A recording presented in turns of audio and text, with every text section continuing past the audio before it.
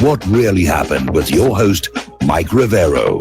The history the government hopes you never learn. Here is your host, Michael Rivero. And aloha, America. Welcome to our show today. It is Thursday, October 18th, 2018. Sure happy it's Thursday. Sure happy it's Thursday. Sure happy it's Thursday. And we've got a lot to talk about today. The phone lines are open, 800-313-9443. And Sam is in our control room today, ready to answer the phone, put you on the air with your comments and questions and opinions and so forth and so on.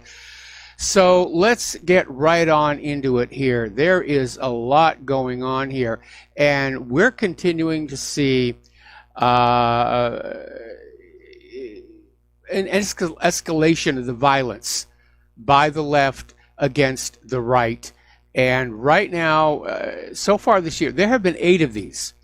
There was that attempted stabbing attack against Rudy Peters, who's a California congressional candidate.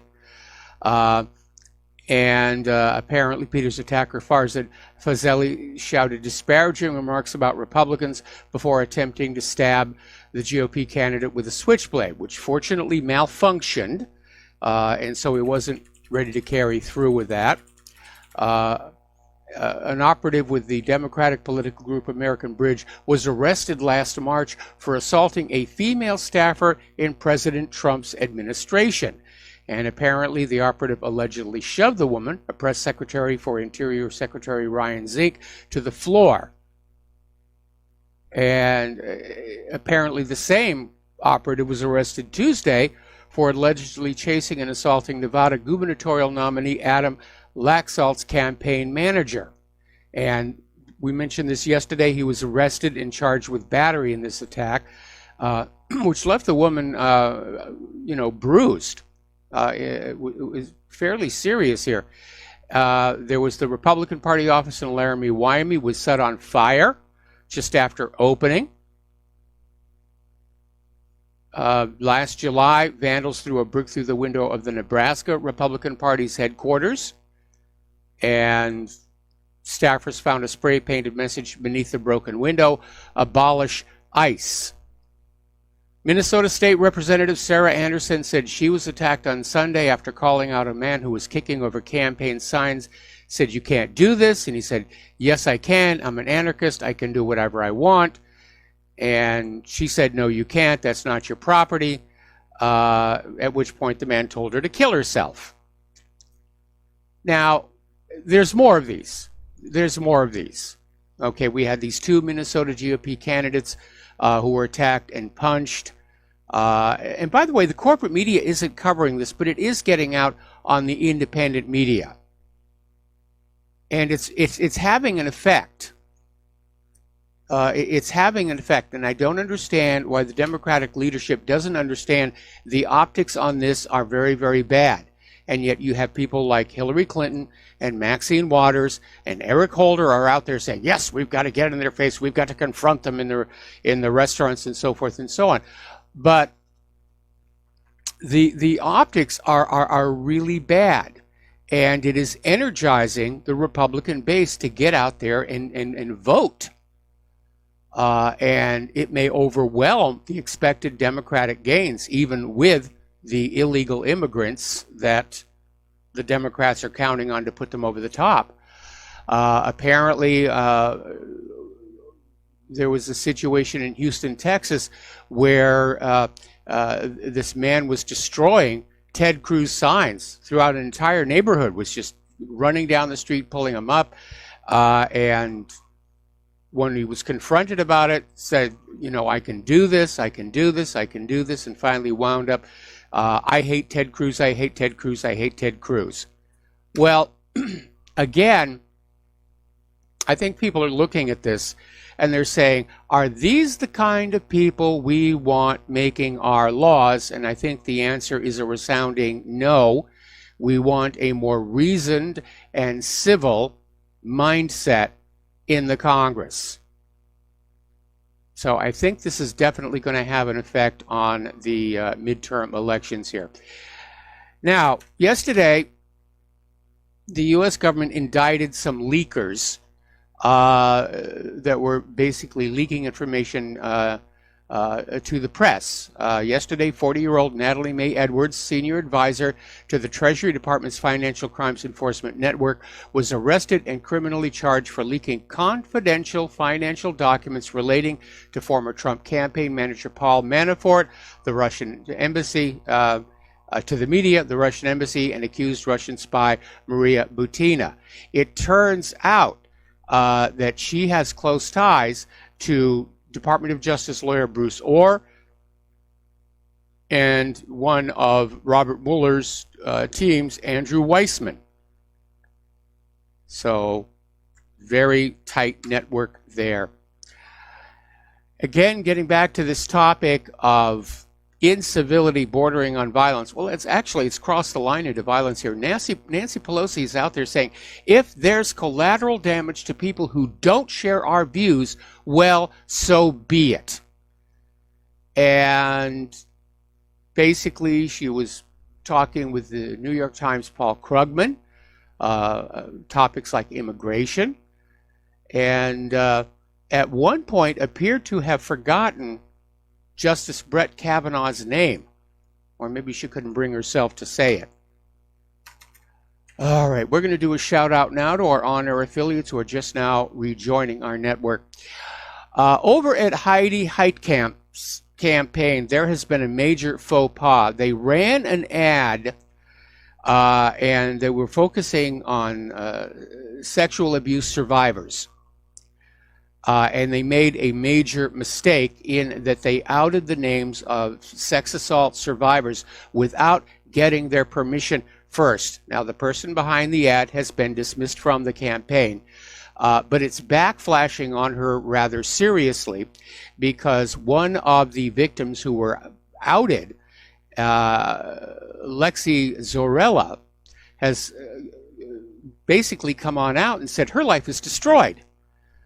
She was interviewed on CNN saying her life is never going to be the same. She hadn't really told anybody that she was this survivor, and now the damage is done. People know what she experienced, and she really didn't want to have to deal with all of that. She doesn't want to have to go around with the label of being a victim. So that was definitely a major, major whoopsie. But not as bad as Elizabeth Warren, who is still having to deal with the fallout from her DNA test. And again, I cannot understand why, with such a tiny, tiny number, she went public with it.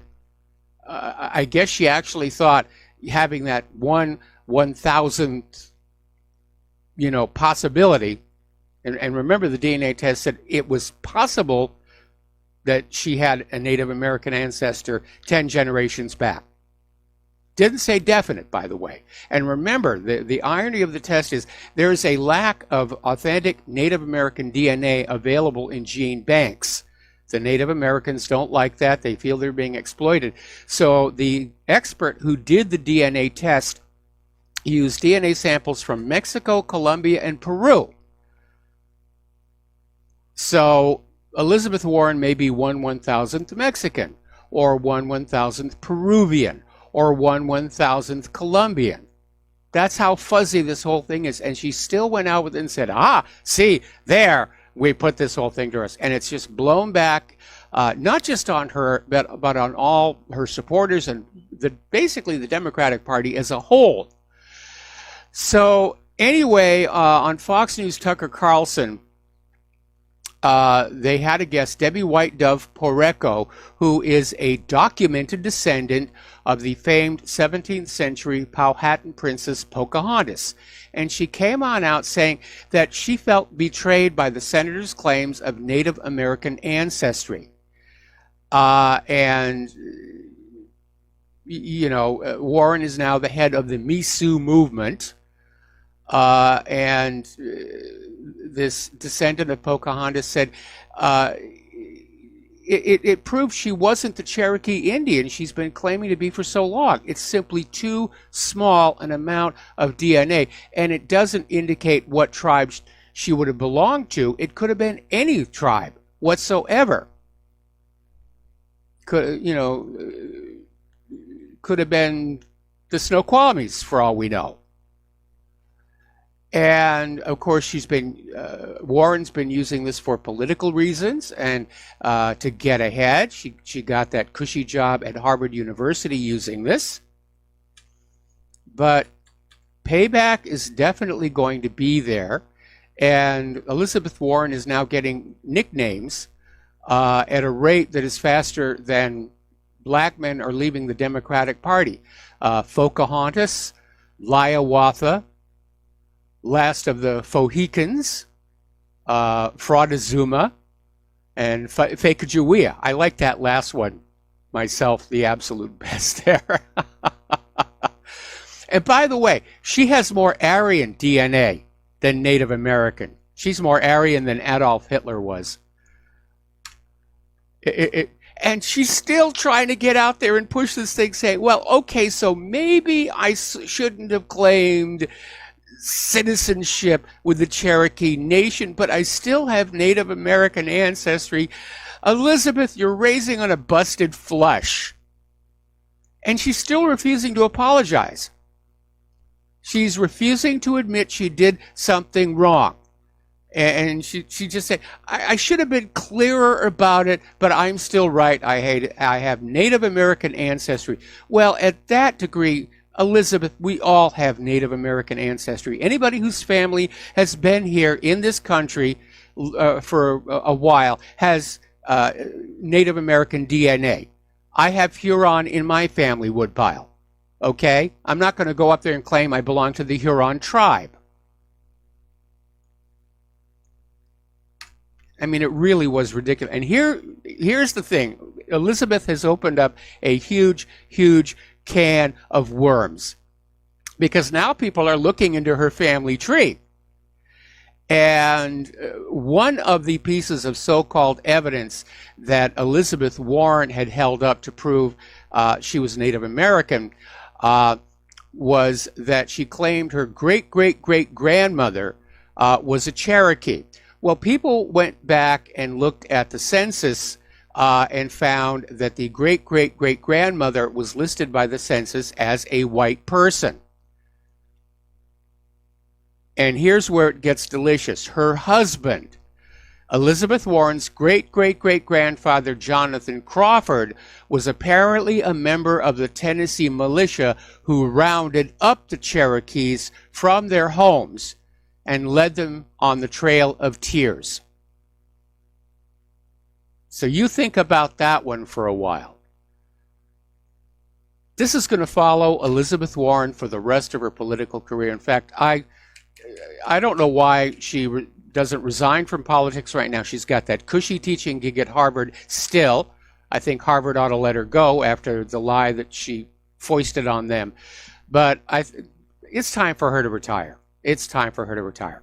Okay, so let's go on over here to Claire McCaskill. As you're probably aware, Project Veritas sent in one of their undercover reporters to volunteer to work for McCaskill's campaign and got the other campaign workers to talk, caught it on tape, basically revealing that Claire McCaskill is lying to potential voters about issues like gun control and immigration. And it has been devastating to McCaskill's campaign. And McCaskill is now out there demanding that the Missouri Attorney General to basically recuse himself and appoint a special prosecutor to investigate Project Veritas. We have to investigate this. And of course, James O'Keefe over at Project Veritas is saying, you know, she's trying to basically criminalize legitimate news gathering, which is exactly what it was.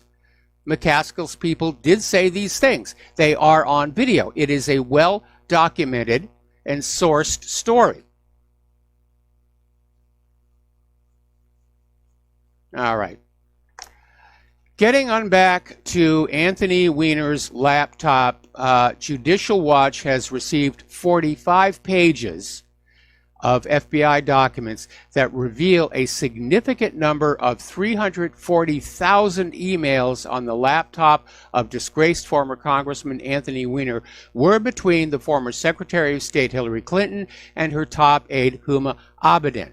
Now, the reason this is important is because Judicial Watch has filed a Freedom of Information Act and a lawsuit requesting any emails involving Hillary Clinton to be turned over to them. And the Department of Justice is still refusing.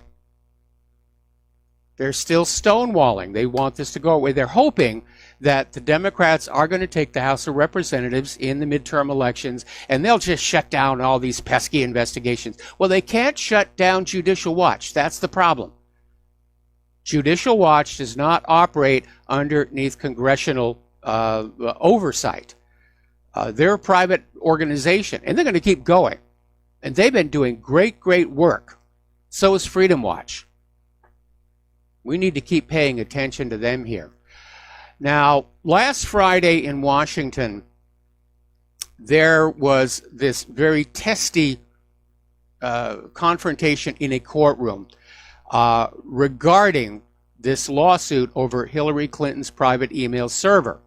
And U.S. District Court Judge Royce Lamberth basically accused career State Department officials of lying and signing clearly false affidavits trying to derail the lawsuits seeking information about what was going on with that email server.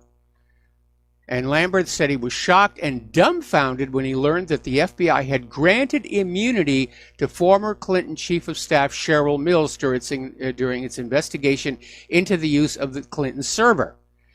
And according to a transcript of the hearing, Lamberth said, "I had myself found that Cheryl Mills had committed perjury and lied under oath in a published opinion I had issued in a Judicial Watch case where I found her unworthy of belief, and I was quite shocked to find out she'd been given immunity by the Justice Department in the Hillary Clinton email case."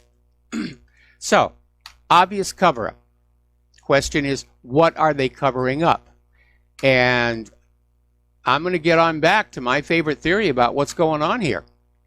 Back in 1996, Bill Clinton, who was running for re-election, engaged in what came to be known as the Chinagate scandal, where, using his authority as president, he authorized the sale to China of highly sensitive technology with military application over the objections of the Defense Department and various intelligence agencies. And at the same time he did that, Chinese money poured into his re-election campaign. It was funneled through Chinese American citizens, people like Charlie Tree, to make it quasi-legal. But there was an investigation that was started, but it had to be called off when the White House email server suffered a breakdown, and oh gee golly, we hadn't been backing up all the emails. They're just gone. Nothing we can do about it. We've heard that story before. So what my theory here is, back in 2016, in the lead up to the election, Secretary of State Hillary Clinton may have been selling sensitive U.S. secrets to foreign interests using her private email server to deliver the information, and her so-called charitable foundation to collect and launder the money. And remember, almost half the money that came into that foundation came from foreign sources. And when Guccifer, the hacker, was talking about when he broke in to Hillary's email server and how easy it was to do, he saw at least 10 foreign IPs in there as well, prowling through the files. So I think it's a valid question. Was Hillary Clinton replaying the 1996 Chinagate scam? It's a question that should be asked, and it deserves an answer. And looking at how hard everybody is working to protect that story of the email server, there's definitely something very nasty in there they don't want the people of the United States to know. We're going to take a break for commercials, and we'll be right back. And aloha, America. Welcome back to our show here. Over at the White House, Don McGahn is now leaving as the White House counsel. He's going to be replaced by Emmett Flood, and at least for the interim. And this is coming out of Fox News here. And apparently McGahn resigned, announced yesterday. And he served as White House counsel to President Donald Trump and was obviously instrumental in implementing the administration's policies.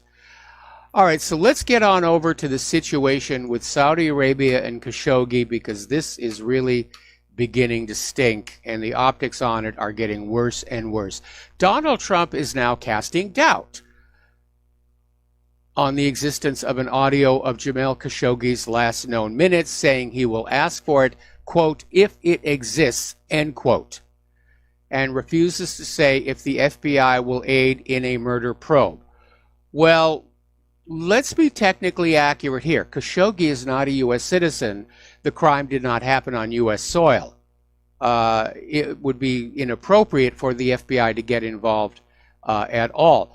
But this is quite a change from the tough talk only a few days ago, where Trump was out there saying there will be severe punishments, you know, if it turns out that Saudi Arabia killed this reporter.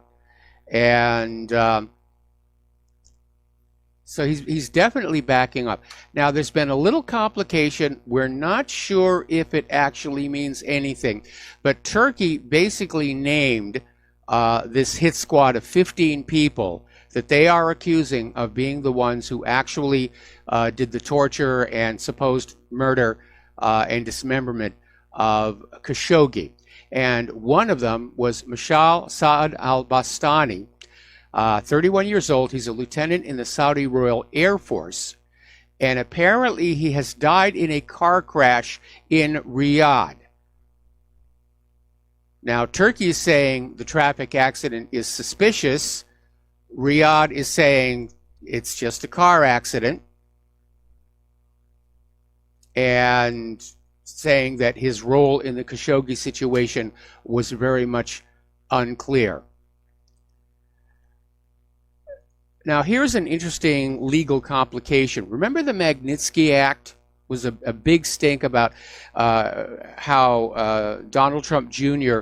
was lured to a meeting with this Russian lawyer, and they tried to spin it as proof of Russia-Trump collusion. But what was really being discussed was the Magnitsky Act, which had been applied to Russian companies. Now, this Magnitsky Act was signed into law in 2012, was designed to punish Russia with sanctions over alleged human rights abuses. In 2016, it was expanded to the rest of the world. And it's a very controversial law. It's clearly a political weapon. It's not really having any effect on actual human rights abuses. But the law has international application. Well, in this case, the law should apply to Saudi Arabia. This abduction, torture, murder, dismemberment of Khashoggi is a clear incident meriting Magnitsky-type sanctions. But so far, we're not seeing a whole heck of a lot. Now, the only good news is that Khashoggi's death, disappearance, has accomplished what 50,000 Yemeni deaths could not. It has shown the world that the Saudis are a very brutal regime. So the optics on it are bad, and Saudi Arabia is trying to repair their PR image, if you will, and apparently they are working with Jared Kushner. And apparently Jared Kushner and Crown Prince Mohammed bin Salman are communicating through WhatsApp, and they're basically in crisis management mode, spin doctoring, trying to figure out how they're going to just make this all fade away. So it's all about the money. It's all about the money. If the U.S. hits Saudi Arabia with sanctions, the Saudis are going to cancel billions of dollars in military sales. They could drop the petrodollar deal. And that's the hammer right there. And so it looks like Washington, Riyadh, and Ankara are striking some kind of a deal to make this all go away. Oh, it was a terrible suicide. He accidentally walked into a tree shredder or something like that. But there have been ramifications, and a lot of those ramifications have to do with that upcoming Saudi Economic Summit, Davos in the desert. We're going to talk about that after these words from our sponsors. And aloha, America. Welcome back to our show. And as a matter of fact, we have a caller waiting on the line right now. We're going to talk with Mo in Florida. Aloha, Mo. Welcome to the show. What's on your mind today? Aloha, Michael. I just try to stay on your subject line here. I think this, you've always been, preached that, look what should be there and isn't. And I don't think this bin Salman, he's either mad like Nero or something, he's mentally ill, which could be, or why would he shoot himself in the foot? This doesn't advance him. I think he was being set up by his brother, or whoever that other rival is. I don't know why. I know this guy's got an aggressive stance with Iran, and he's with the whole Yemeni war, but I think it's a setup. I mean, how can he be that stupid? I agree with you that because it just doesn't make sense. If they wanted to grab this guy and torture him and kill him, they could have grabbed him off the streets and hustled him away to some abandoned warehouse and done it there. To actually do it in the consulate, that is the part of the story that really bothers me. And I'm in agreement with you. This may have been actually done by a rival for the throne. And there's a lot of hostility in the royal family towards Mohammed bin Salman. If you remember, when he became the crown prince, he grabbed a lot of the royal family, locked them in a hotel, and wouldn't let them out until they transferred much of their wealth to the Saudi treasury. And that kind of treatment, you make enemies. And so he's got a lot of enemies. And I don't think Mohammed bin Salman himself had anything to do with this. But I think you're right. It was somebody else within the royal family who's trying to create a political situation to bring him down. Yep, but look how the media is running with it. They're not trying to cover it up. Not really. I mean, I think it's, they wouldn't have any problem blowing the whole plane up, Michael. The Khashoggi was flying on. Yeah. That guy was, he was a Muslim Brotherhood dude. He went way back. He really wasn't a reporter. He's a CIA operative, like Bin Laden was. He had spook written all over him. Yeah. But anyways, I just, like you say, look for what should be there and isn't. And I don't see a motive with the prince unless he's just crazy, like I said, like Nero was crazy, or drinking too much wine in lead vessels. Yes. I'll let you go. Thanks, Mike. All right. Thank you very much. Yes. How much of world history was written because people were drinking out of lead goblets in ancient times here. Anyway, as we were talking about, there are repercussions to what happened to Khashoggi, and it has to do with the upcoming Saudi Economic Summit, Davos in the desert. The Dutch government has now canceled their trade mission to Saudi Arabia over this scandal. And basically they're saying all trade missions to the country have been suspended for now. And apparently U.S. Treasury Secretary Mnuchin is canceling plans to attend the Saudi Arabia conference. But not everybody is on board with that because, after all, money talks, and the Saudis do have a great deal of it. So senior executives from major Western corporations will still attend Saudi Arabia's business forum, despite the growing scandal over Khashoggi. And apparently Goldman Sachs, Pepsi, Thales, and EDF senior executives are all expected to attend the forum. And according to this report, Mnuchin is going. So we're getting mixed signals on that one. U.S. Secretary of State Mike Pompeo is going to be attending as well. Alrighty, Joe Biden is out there making the rounds. He's campaigning for the Democrats. And, of course, there's a lot of talk that he may throw his hat into the ring in 2020, at which point he'd better be very careful about traveling in small aircraft, because bad things happen to people who are challenging Hillary Clinton. You can ask John F. Kennedy Jr. about that next time you have a Ouija board out.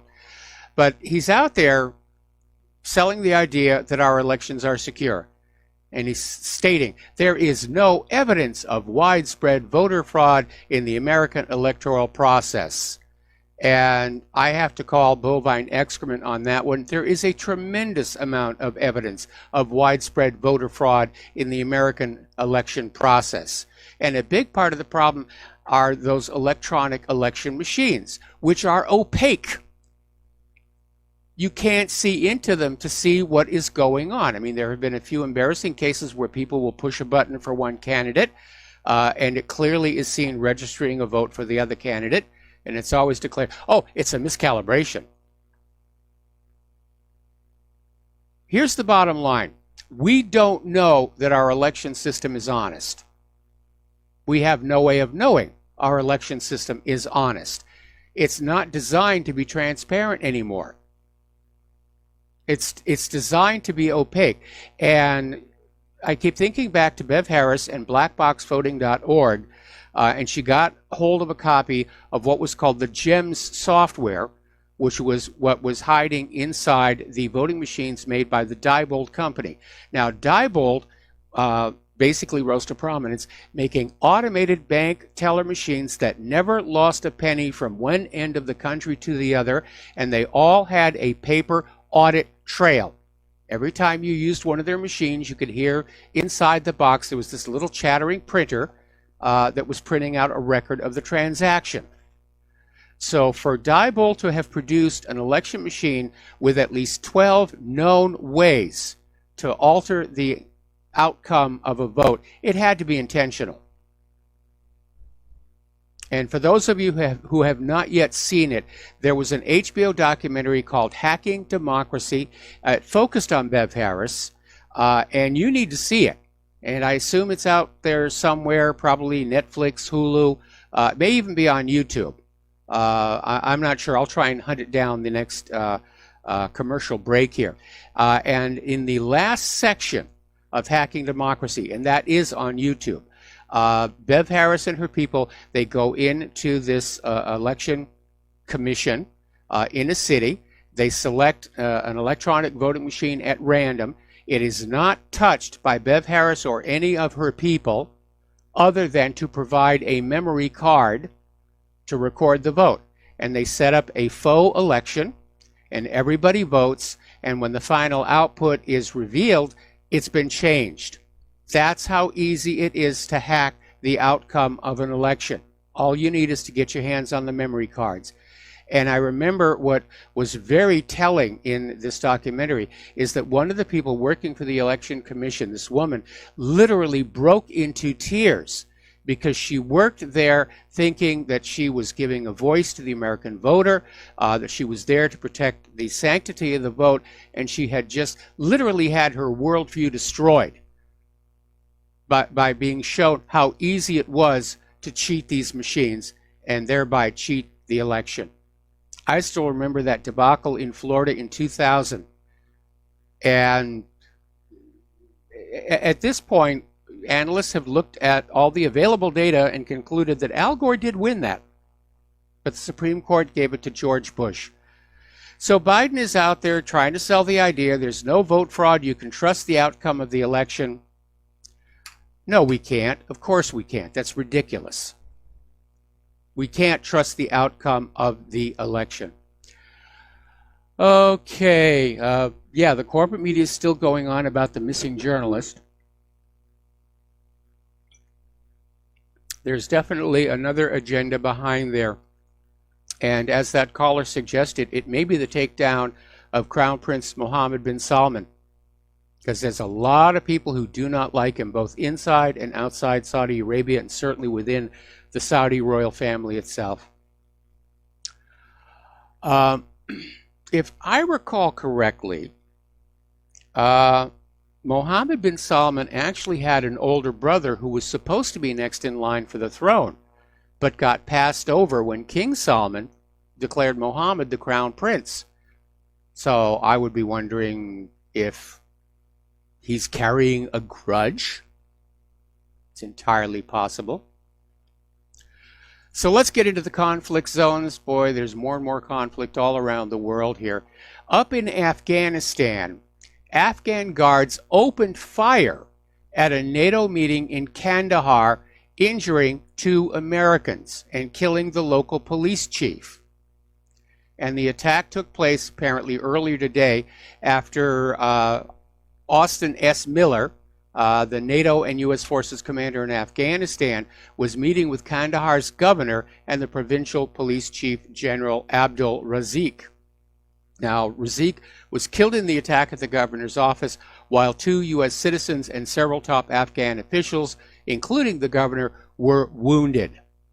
Now, General Miller was safely evacuated from the area after the incident. So that's becoming a real problem in Afghanistan, where the people you think are on your side start shooting at you. Now, here is a very chilling report. This is coming out of South Front. Apparently, there are now reports Israel is getting ready to challenge the S-300 in Syria. And apparently 2 F-15 warplanes of the U.S. coalition accidentally struck a unit of the Syrian Democratic Forces. Whoopsie, our people, sorry about that.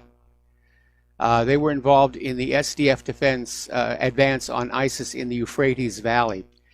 And despite initial claims by the Syrian Democratic Forces leadership that the terrorists in the area will soon be defeated, there are no signs that the operation will be finished in the near future. Again, getting further down in this article, it says Israel is getting ready to challenge the S-300 in Syria, which dovetails with this story coming out of Amasdar News, where Israeli warplanes are flying back and forth along the Lebanese-Syrian border. In fact, it's being described as a heavy Israeli air presence. And when Israel is going to go into Syria, they do it from Lebanon or along that border. No, we're not invading Lebanese airspace. We're not flying into Syrian airspace because our airplanes are incredibly thin and they just fit on that line on the map here. And apparently a U.S. drone has been spotted surveilling the new Syrian S-300 system. Okay, we're going to take a phone call now. Steve in West Virginia. Aloha, Steve. Welcome to the show. What's on your mind? Yeah, hi, Mike. I got 2 quick things for you. They're both kind of questions for you. The first one is, why do you think that the mainstream media is not reporting anything on Crimea or Syria? I mean, you have to really look for the news on this stuff. Why? I mean, everything else seems to be, being reported, but those 2 things, Crimea and Syria. Or they're not reporting Yemen either. There's no coverage. They're not really reporting any of the wars. Well, yeah, that right too. Now. We're coming up on the midterm elections. The wars are something the American people are not at all happy with.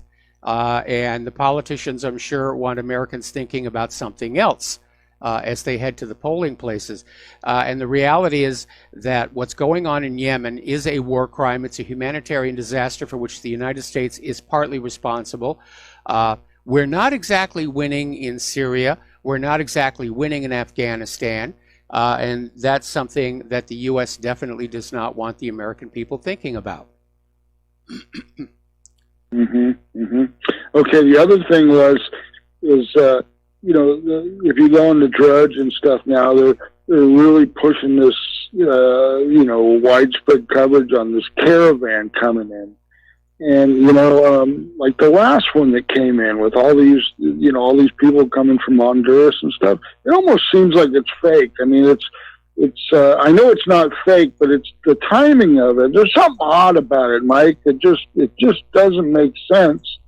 You know, they're really pushing it, and just how do all these people assemble and they come in right 30 days right before the midterms? There's just something doesn't make sense. I mean, it feels like a stage play to me. It does feel very much organized. A lot of people are thinking George Soros is behind it. There's actually a video of somebody actually handing money to these Hondurans who are joining this migration. And it's now over 4,000 people. The Mexican police are going to try and stop them at the border with Guatemala. And Donald Trump is now saying that he may deploy the U.S. military to the border to turn them back. And so I can understand why Mexico wants to basically keep them in Guatemala, because if they get into Mexico and they cannot get into the U.S., they're going to stay in Mexico, and Mexico doesn't want to deal with them. One last thing. Let's say they did get in the United States. I know they're kind of far away, but would they even have time to vote? I mean, if they could sneak in and theoretically, some way, but would they even have time to be able to vote? It just doesn't seem like there'd be much time. It all depends on how the Democrats have set this up. I mean, they're out there openly admitting they're depending on illegal immigrants to vote them into control of Congress. There would already have to be voter registrations for all these people, because I think most of the deadlines to register to vote have already expired. Right. And there would have to be buses to take these Hondurans to the areas where that are slightly red in order to turn them slightly blue. And so it's going to be a large coordinated operation. That seems like a lot of work. Say again?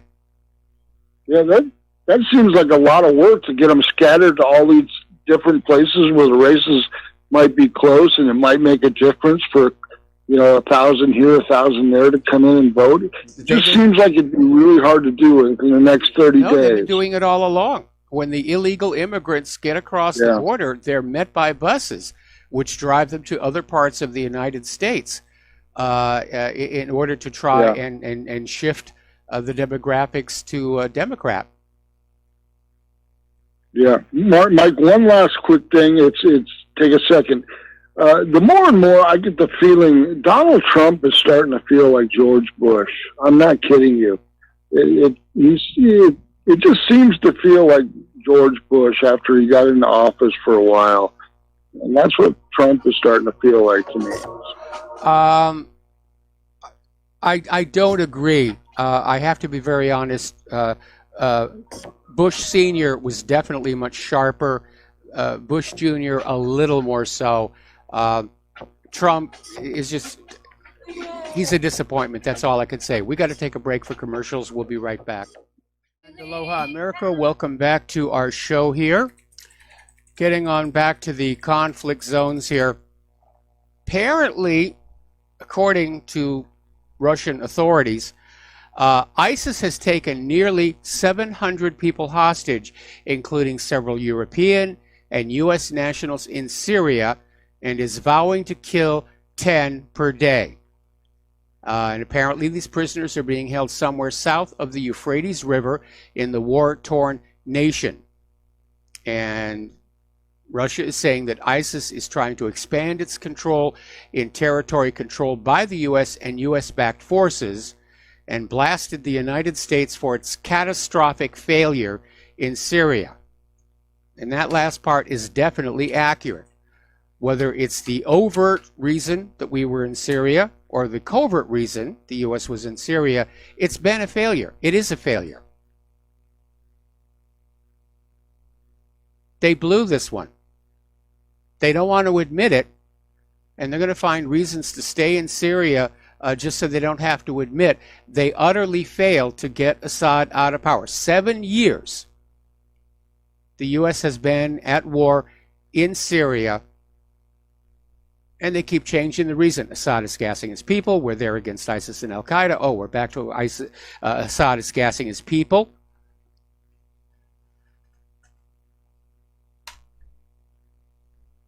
And now they're talking about pulling the U.S. troops out of Afghanistan, probably to be replaced by Eric Prince's private mercenary army, because they don't want to give up access to all that opium here.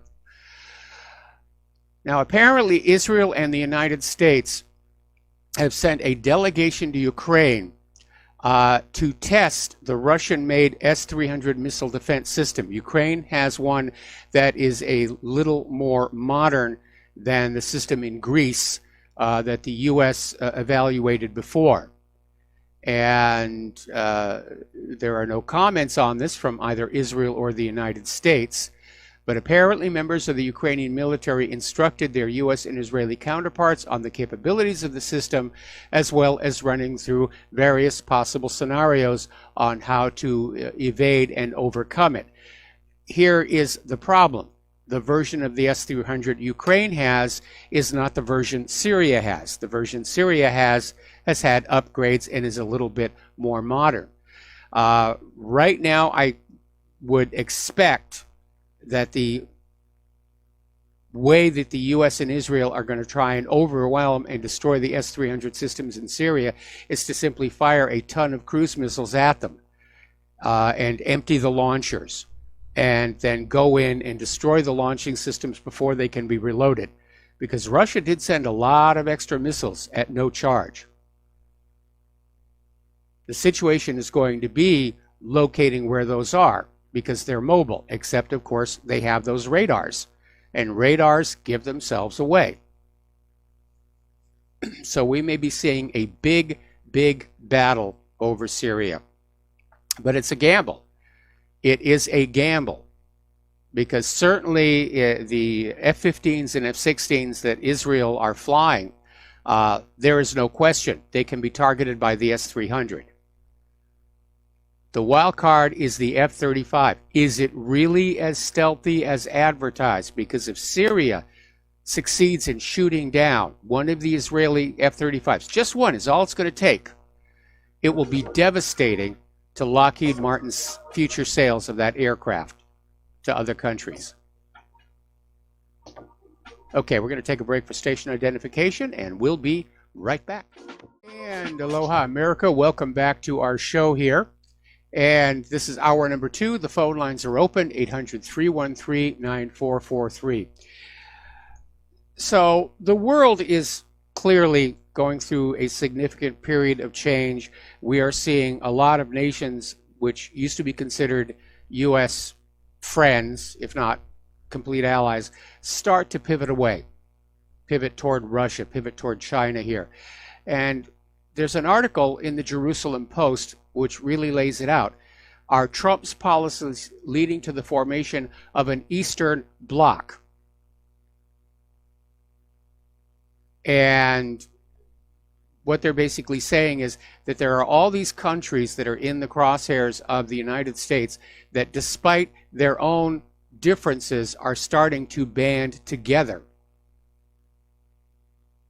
and develop strong relationships.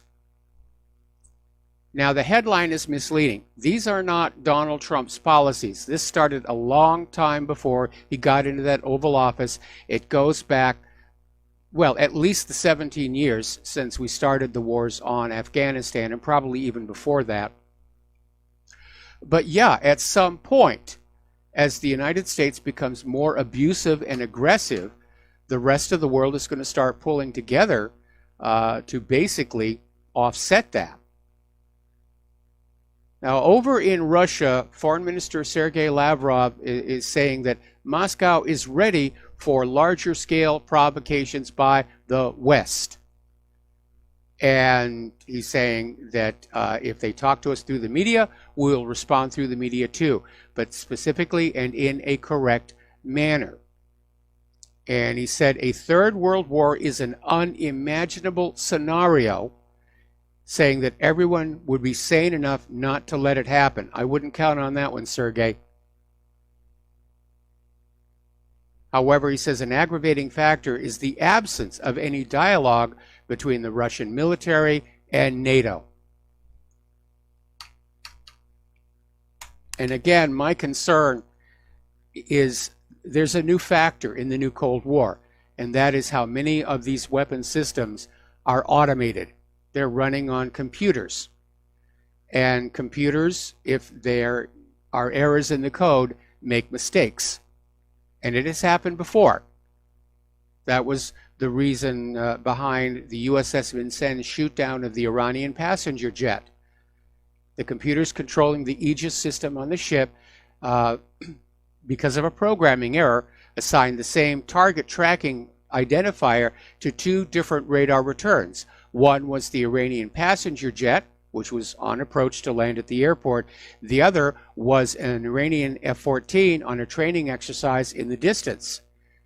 And the computers merged the two and thought the passenger plane was an attacking F-14 and launched the missile. And these things can happen so fast, humans will not be able to intervene. I suspect that's what happened with the accidental shoot-down of TWA 300, off of Long Island, New York. They were testing the Aegis CEC system. They had an incoming drone that was going to be the target. They were painting the drone with the targeting radar without realizing they were also painting in the distance the 747. The missile came out of the tube, turned on the wrong target, and killed the plane before anybody could react. And that is making things very, very difficult. Very dangerous, rather. Very, very dangerous. You might have everybody saying it's a Cold War, it's just all about making the money, it's all about selling weapons, and we're never really going to push the button. But you have to consider the button could push itself, and things could get out of control and nobody could stop it. That's how serious it is. Okay, we got another caller on the line. Mark in North Carolina. Aloha, welcome to the show. What's on your mind? So, Mike, I just turned you on. Just got home. Let me just turn this down. Hold on. I don't know if you heard today that Putin gave a speech and said that basically they're prepared, that, they don't want war. They will never start a nuclear confrontation, but they're prepared that the minute they're monitoring missiles from around the world, and the minute anything's headed towards Russia, Russia will respond. And he even gave a religious thing. He said Russia's on the, the Russians would go to heaven and go, something like that, and would die. Yeah, the Russians would go to heaven as martyrs, and the aggressors would go to the other place. Right. So, I mean, he's laying the cards down. Basically, people should start waking up, hopefully, and say, why are we doing this? Why are we pushing them and pushing them? You're not gonna wipe out. You might wipe out Russia, but they're gonna wipe us out too, and they're gonna wipe out the rest of the Western world, and probably the whole planet with it. When are people gonna get this through their heads? I mean, this is absolutely madness. Even these people with the bunkers, what do they think? If the bunker would even, if they could even survive in those bunkers, what are they going to come out to? What kind of a world do they think they're going to come out to afterwards? Well, I'm sure they're imagining they're going to come out to a beautiful world of nature and beauty and everything, but they could come out to an absolutely dead planet. The entire chain of life could collapse. I think roaches and maybe rats can survive something like that. Yes. The rat is a very hardy animal. The rat might be able to survive. And probably eventually, with, I don't know, if you believe in evolution, they might evolve into something, maybe millions of years from now, into some kind of really, man-like, but basically that'd be pretty much it. I mean, this would, like you said, this would be a dead planet. I just can't figure these people out. I really believe they're insane. And I'm talking about our leadership. Putin is trying everything he can to stop this from happening. But it just goes on. And it's hard for me to get, interested in all the nonsense about it. So-and-so say this, and so-and-so say that anymore. Because this is number one. This is the possibility that, I've got children, I've got grandchildren. grandkids are about, one is just born a year ago, and the other one is 4 years old, and I want them to have something, to inherit this planet. I don't want a dead planet for them, or it's just, people got to start thinking. I mean, at least in the Cold War, people did think. Thank God they did. And like you said about it, a mistake. He said they're monitoring missiles from all over the place. You could have a computer, some kind of a computer mistake, and that's trigger off the war right there. That's what in a Terminator. That's what happened with Skynet. Yes. Skynet actually started the war between the U.S. and Russia with the nuclear exchange. That could happen. We're relying more and more on AI. I wish we would start curbing. I wish we would get together with Russia, China, and other countries and start to forget about the AI. Get rid of it. One thing I disagree with you about Tesla. Tesla should go down because the cars they're coming up with, these driverless cars, these things are not only dangerous, they're controlling. They want to control you with those cars. You could program where you want to go, and a car will tell you, no, you can't go there. There's a lot of there's a lot of hanky panky involved there too. We need to get away from some of this AI, not get more of it. Well, that's not all I got to say, Mike. I don't know what.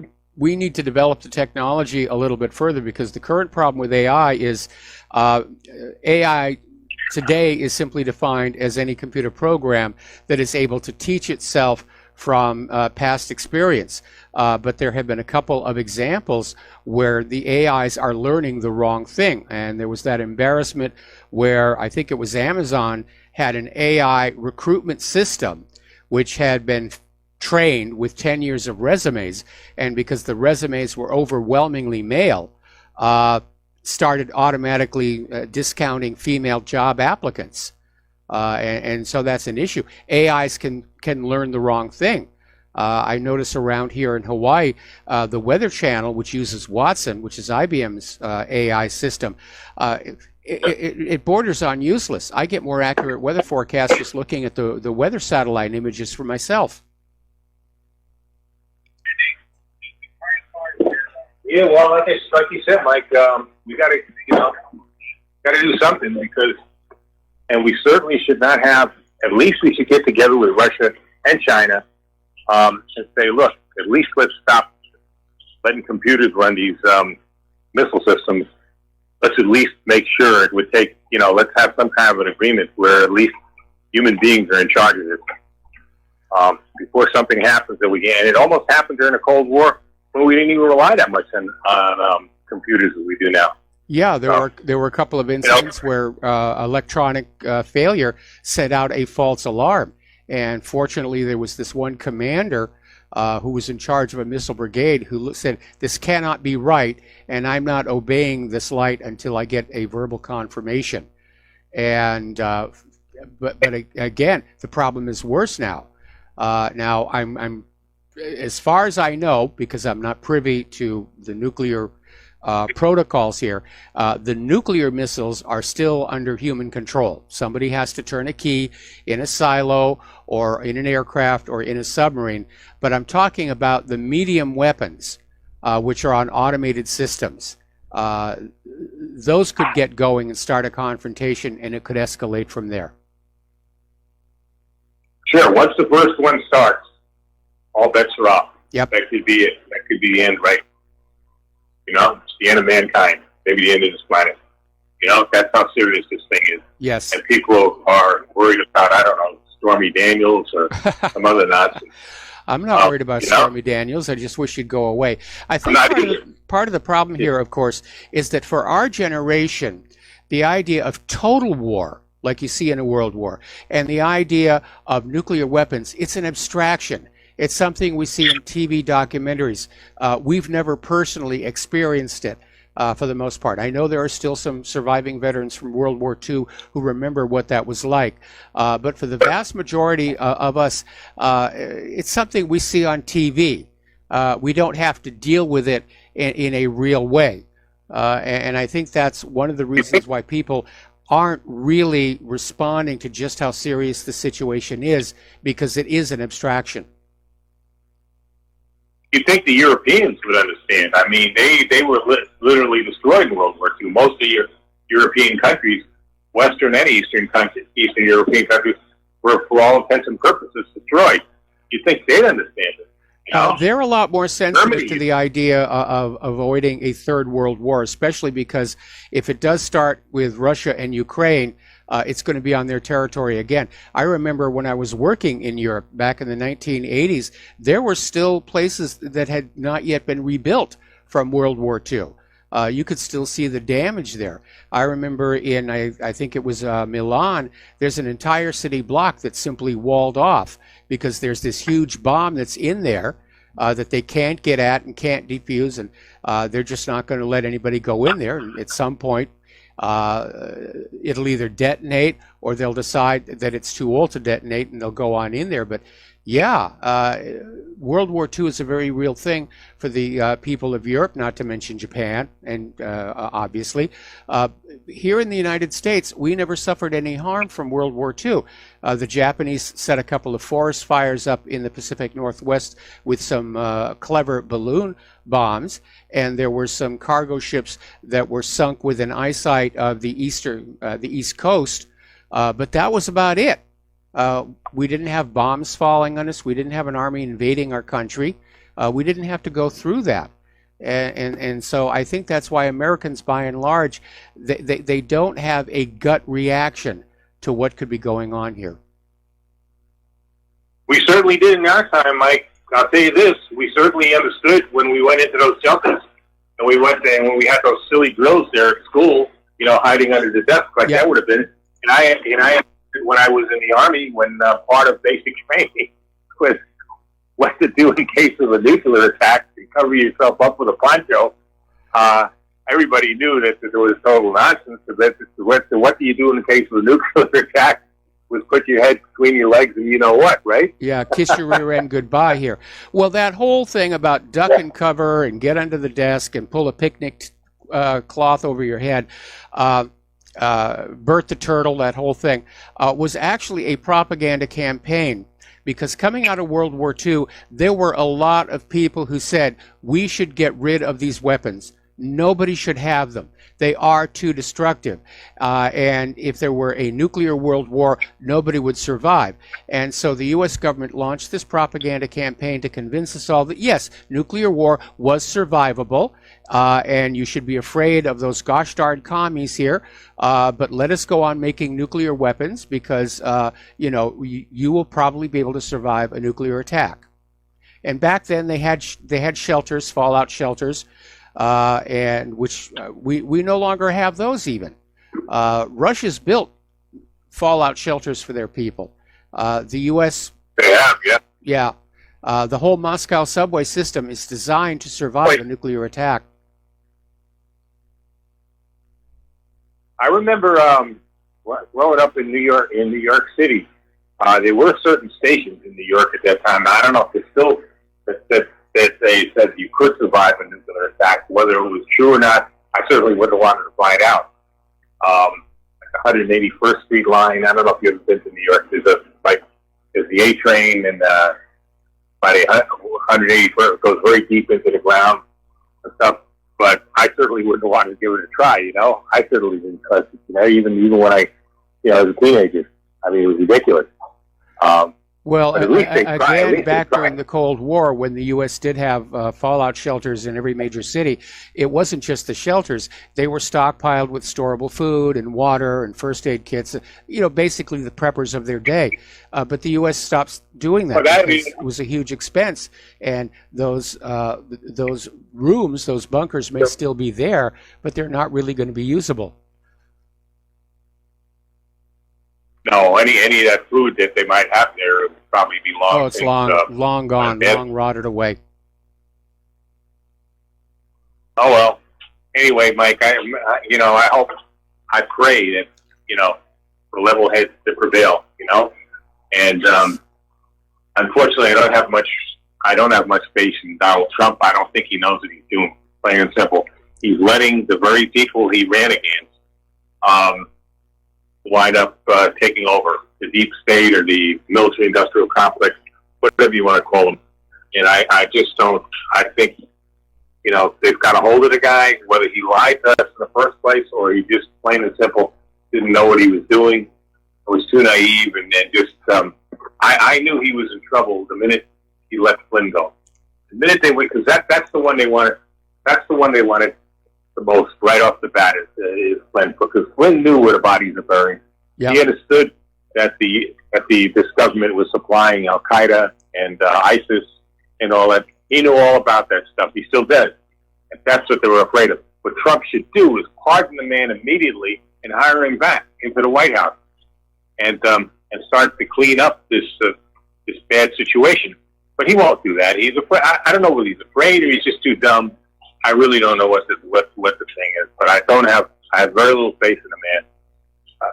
What he really should do is probably talk to Putin, call out that red phone if they still got a red phone like that, and have a conversation with him. What would Putin do? What did he do when he first took over Russia? How did he take control of get these oligarchs under control? How did he get his own deep state under control? That's what he should be doing. Well, I agree. I agree. But every time there's talk of a Trump-Putin summit, everybody around Trump says, no, bad idea. And Trump will back down. He's showing himself to be a very, very weak leader. Anyway, listen, Mark, we got to let you go. Got to take a break here for commercials. Got to do a shout out to our on-air affiliates who have rejoined our network. And we'll be back after these few words. And aloha, America. Welcome back to our show here and getting on back to the conflict areas here. Once again, the United States has flown B-52 bombers over the South China Sea. And this is just before this Asian summit is supposed to be taking place. So it's definitely a provocation. And it could inflame tensions ahead of a key regional defense summit in Singapore, where the U.S. and Chinese defense ministers are slated to meet. And again, it is called the South China Sea. And again, at the end of World War II, when Japan was forced to surrender all of the territories they had conquered, it included those islands, which prior to World War II had been seen as Chinese territory. And there was this agreement among the Allies called the Cairo Convention that said, yes, these islands go back to the ownership of China. So that's where we are on this situation. And it is inflaming tensions with China, along, of course, with the tariff wars, weapons to Taiwan. And it's getting tense out there. Now, here is an interesting little story. Apparently, and this illustrates just how thin our military stockpiles have become. Apparently, there was an incident where the Air Force had to steal parts from one RC-135 to get another airborne to spy on a missile launch. Now, the RC-135 is a spy plane. It's a converted Boeing 707. And apparently, the one that they had assigned to watch this missile launch had a malfunction. And they didn't have the parts on hand to fix it. So they literally had to strip parts off of another aircraft. And there's a lot of that going on where the polite term for it is cannibalization of the aircraft.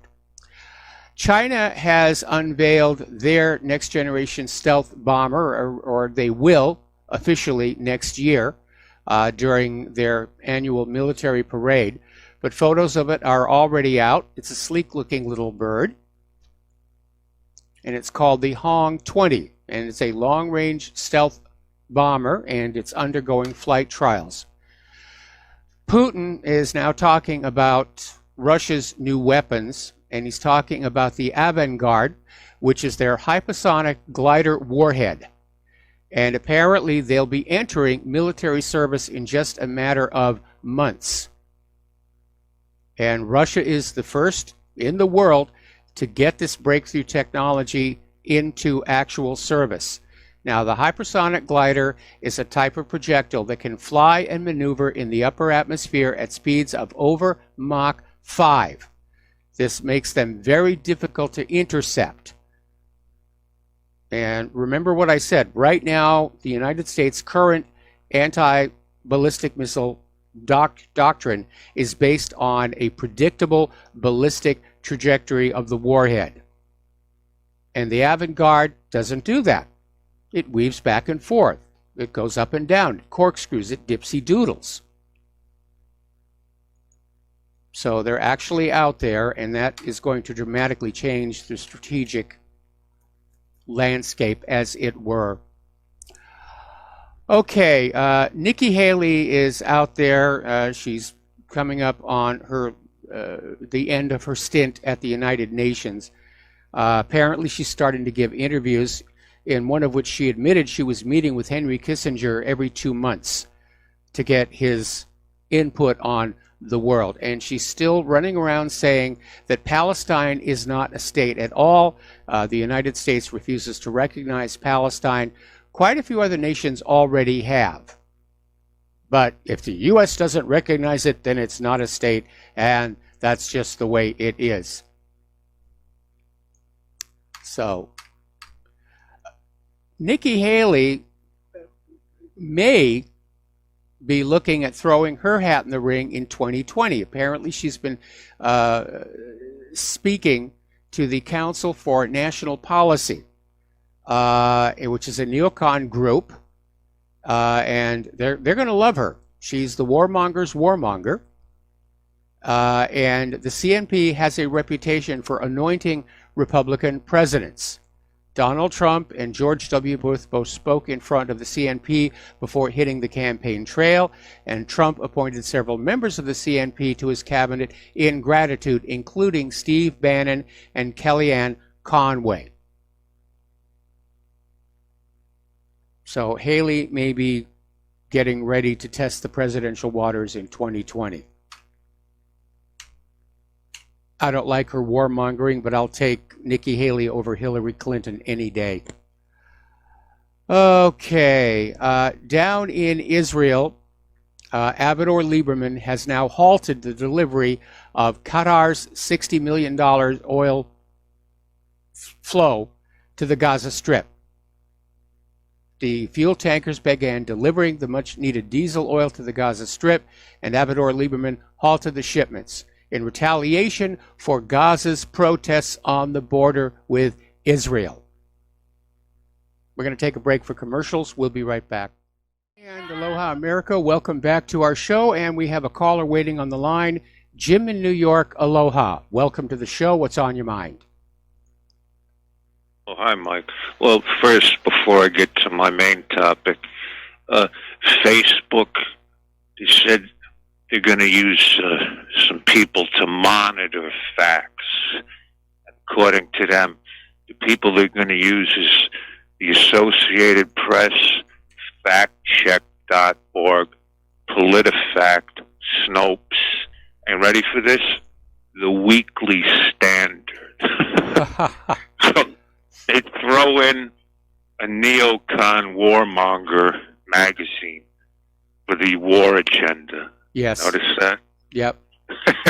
But, you know, my main topic I was going to talk about, it actually died down, but like 6 months ago, a year ago, everything was talking about Muslim crimes. And don't get me wrong. We should stop immigration from everywhere. No, you don't. You see what I mean? Don't get me wrong. You know, you should protect your culture and your borders and all that. I get that. But we have to be careful because some of these sites, the popular person who I won't name, like 6 months ago, like every article was about Muslim rapes woman, Muslim kills. But when a Christian does it, do you ever see the title Christian kills 2 people in robbery? You know what I mean? Where's the logic? Eh? Yeah, no, you're absolutely right. You're absolutely right. I mean, of course, Europe has far more Muslims. And what are the Muslims in America? Are they 2% of the population? Something like that. Something like that. They're not a strong presence here. There are definitely a lot more in Europe. They're flooding into Europe because of that open border policy.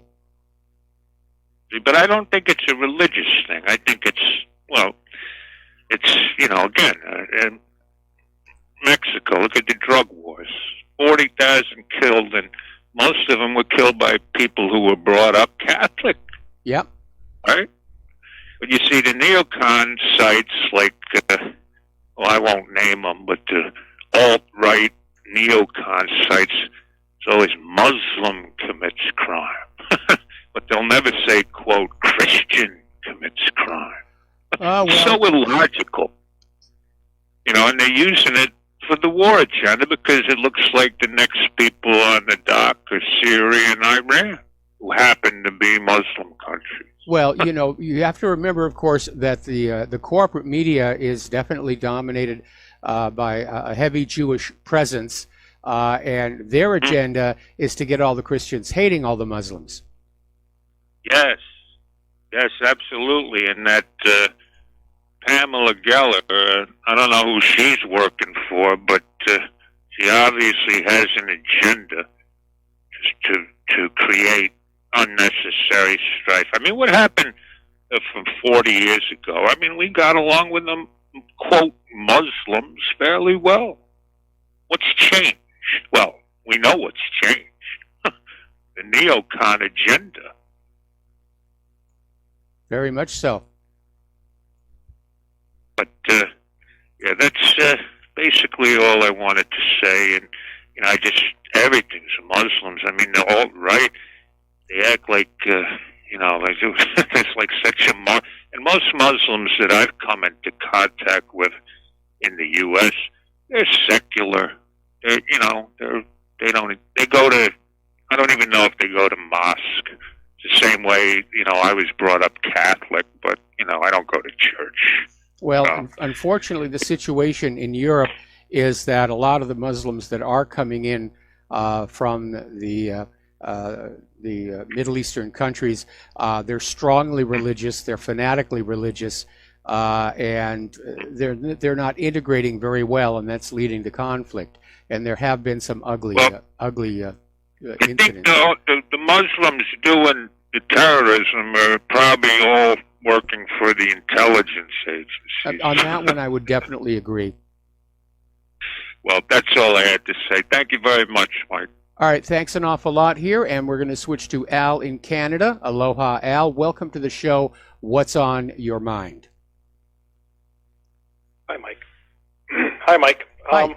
Your last caller had a lot of good things to say. We're the only species on this planet that I'm aware of that treat our fellow kind with such ill repute.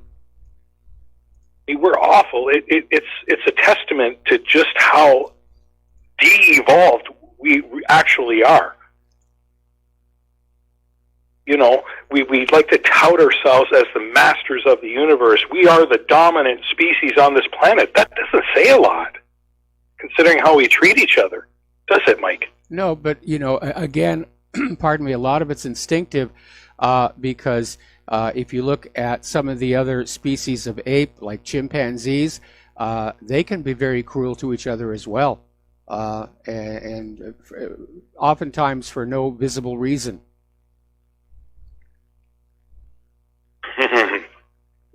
Yeah, you know what? You're actually right. But, if you believe, if one believes in Darwinism, then that's where we came from. So it's not hard to, see the correlation between us and them. Yep. But, this thing that's going on in the Middle East, in what used to be called Palestine, which you can't even find on a Google map anymore, this is just disgraceful. I mean, this has gone too far now. It's gone too far. So, now they're going to what? They're going to like shut that place down. They're not even going to allow them fuel. The water is if I'm correct, the water is metered, right? They only get so much of this and so much of that, and now they're starting to cut things off. We're in the end game of this situation, I think. Yeah, I mean, it's not even on Main Street. Yeah, Gaza was running out of fuel, and the UN purchased $60 million worth from Qatar. Qatar started making the deliveries, and Avigdor Lieberman has now blockaded the shipments to punish the Gazans for daring to protest at how Israel is treating them. And a lot of people are saying this is only going to aggravate the security situation, which is what I think Lieberman actually wants. Yes, you're absolutely right. And what other club are you aware of, Mike, where you can do all of these things that go against the rules of the club and get away with it? And I'm speaking of the UN, but you probably knew. The UN is basically toothless. As long as the U.S. has a veto over the Security Council, basically that gives Israel a veto over the Security Council. And there's no doubting that Israel has played the politics game very, very well. And they've co-opted a number of countries, a number of governments around the world, including our own. But I keep thinking back to a quote by Gandhi about tyrants, how they can seem invincible for a while, but they always fall. And I think that's ultimately going to be true both of the United States and of Israel. No empire lasts forever. Rome fell, Alexander fell, the Soviet Union fell. I think the United States is heading for a fall. And I think Israel is eventually going to self-destruct. Well, it's kind of pointing in that direction. But, once again, like the human race, we put up these constraints and in order to confine people to certain the categories. We categorize everything. You're this and you're that and blah blah blah. And pretty soon you have all these boxes where a bunch of people are, right? And it's all designed to do the same thing: to confine us, to segregate us, and ultimately to conquer us, divide and conquer. Yep. The smaller, the smaller the population, the easier it is to control. And the rich people have done this. And once again, like you always say, it always comes down to one very simple thing. That bartering system, that lubrication that we use to exchange goods. Some people call it money, currency, whatever. It is that. Yep. It's always that, and it will always be that until we say we're not going to do that anymore. Well, unfortunately, it might never happen. Money is addicting, and a lot of the ills of the world are caused by people who have a desire for wealth beyond what they need to live comfortably. And it is a sickness, and we need to recognize that it is a sickness. When people are out there who, like you see on Wall Street, all the bank fraud that's going on, they have a desire for wealth beyond what they need to live comfortably. You just hit it right there. Gambling is a sickness. Yes. Alcoholism is a sickness. Yep. But the love of money is not really classified as, some kind of psychological sickness. I mean, being too right-wing or being too this or being too that could be misconstrued as some kind of mental sickness. But the love of money is never. Isn't that funny? Well, it's because people who've got a lot of money look good. We look up to them, which is like a big problem we have in our culture right now is young people will look up to the drug dealers because they've got the fancy cars and the fancy clothes. And in our status-oriented society, we sort of are encouraged to look at people like that as somehow being good no matter how they got that wealth, whether it's dealing heroin or cheating a bank system. We admire people with money and really can't see that their ostentatious wealth does represent money addiction. They're money junkies. Yes. one of my favorite presidents of the United States, John F. Kennedy, his daddy. Yes. You know, he was a rum runner. Yep. So there you go, right? And I hope things change soon. I don't see it happening though, Mike. You know, I think we're headed for some very, very dark and it's times. self-destruction. We're headed for some dark times. There's no doubt about it. We just have to be prepared to deal with them. Anyway, listen, I've got other callers waiting on the line, so I'm going to let you go. Thank you very much for the phone call. Let's switch over to Jim in Chicago. Jim, thank you for waiting so patiently, and what's on your mind? Hello, Michael. Michael, I really don't think Saudi Arabia is stupid. I know you had a caller that stated, why would they do what they did in Turkey? And I said to myself, the reason they are able to do it because they know that they can do whatever they want, no matter if it's good, bad, or evil, because they realize the majority of the world, they depend on their oil, and Saudi Arabia has interests around the world, and they own a lot of politicians, including Trump and other politicians in the past. So they feel like whatever we do, the world might be angry, but they aren't going to boycott us. They need us more than we need them. I'm not buying that. I think that there is an attempted coup against Crown Prince Mohammed bin Salman, and that this incident with the journalist was intended to put pressure on him to resign. And it doesn't look like it's going to work, of course. But I don't care how arrogant Saudi Arabia gets. They're not going to do this inside the consulate. They're going to take this guy out to an empty warehouse someplace, and they're going to do the nasty deeds there. I mean, look at Israel. They're just as arrogant as Saudi Arabia, but they tend to be very covert about this kind of operation. They would never do it inside one of their consulates or embassies. Well, tell me this then. Do you see any country boycotting Saudi Arabia or really going after them? Not yet. I don't think it's going to happen, Michael. I really don't.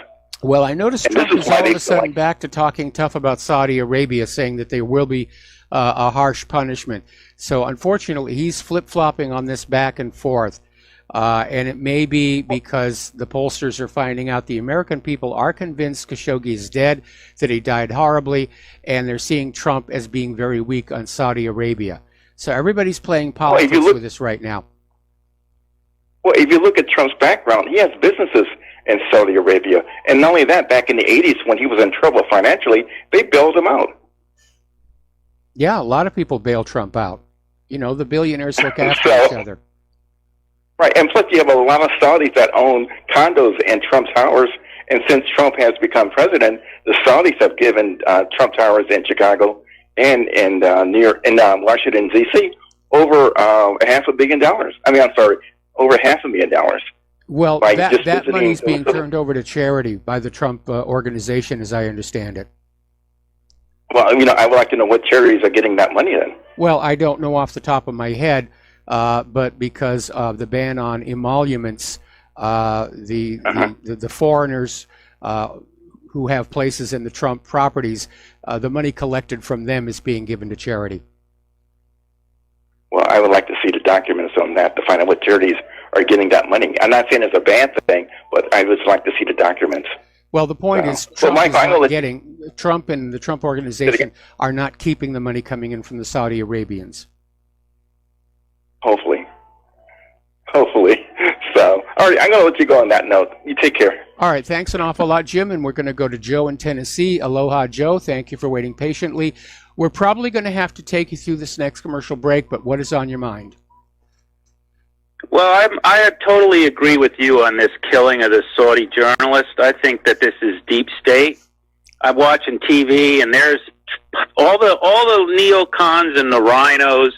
They're all saying, "Well, we have to be tough." There's Pence and just now saying, "Oh, we got to get to the bottom of this." And there's Graham and there's Rubio, the whole cast of characters. And it's a win-win for the deep state. I mean, they don't like this guy that's over there running Saudi Arabia. It makes Trump look weak. It gives them what they want as far as weakening the Saudis. Joe, I'm going to have to put you on hold. Don't hang up the phone. We got to take a break for commercials, and we'll be right back. Aloha, America. Welcome back to our show here. We're talking with Joe in Tennessee, and we're still talking about the ramifications of the abduction and quite likely death of Khashoggi at the Saudi consulate in Istanbul. Anyway, Joe, just sort of pick up where you left off.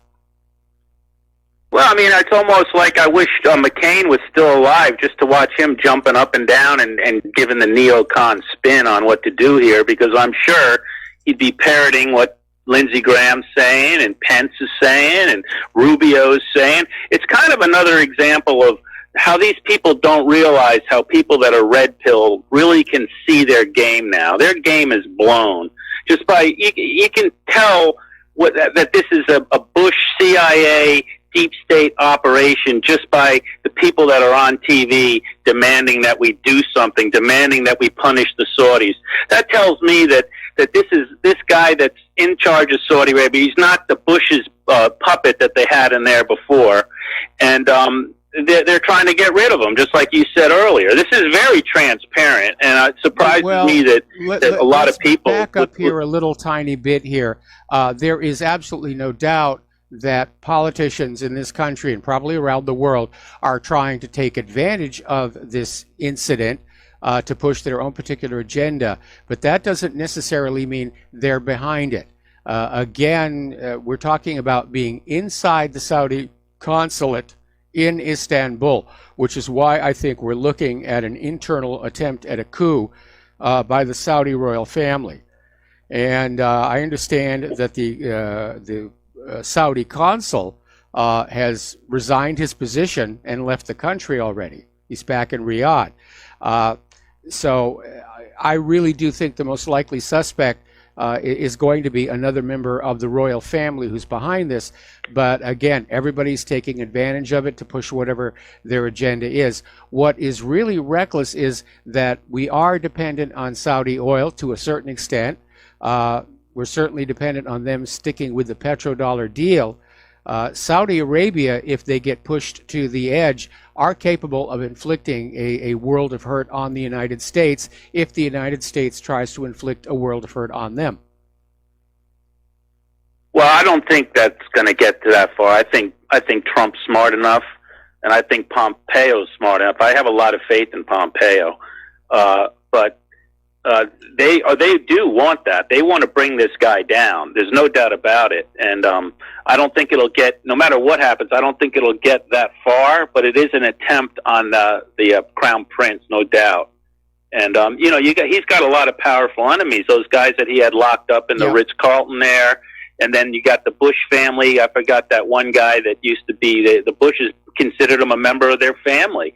So there's definitely a huge deep state anti-Trump group, ex-CIA and Saudis that the new Crown Prince is going against.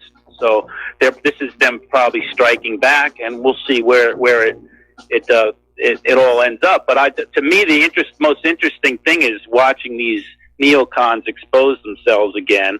And it's really, like I said, once you're red pilled, it's just so obvious. Yeah, but we can't be thinking about war against Saudi Arabia, but somebody probably is. Anyway, listen, Joe, got to let you go. Got to take a break for station identification. We have more callers waiting on the line, and we will be right back.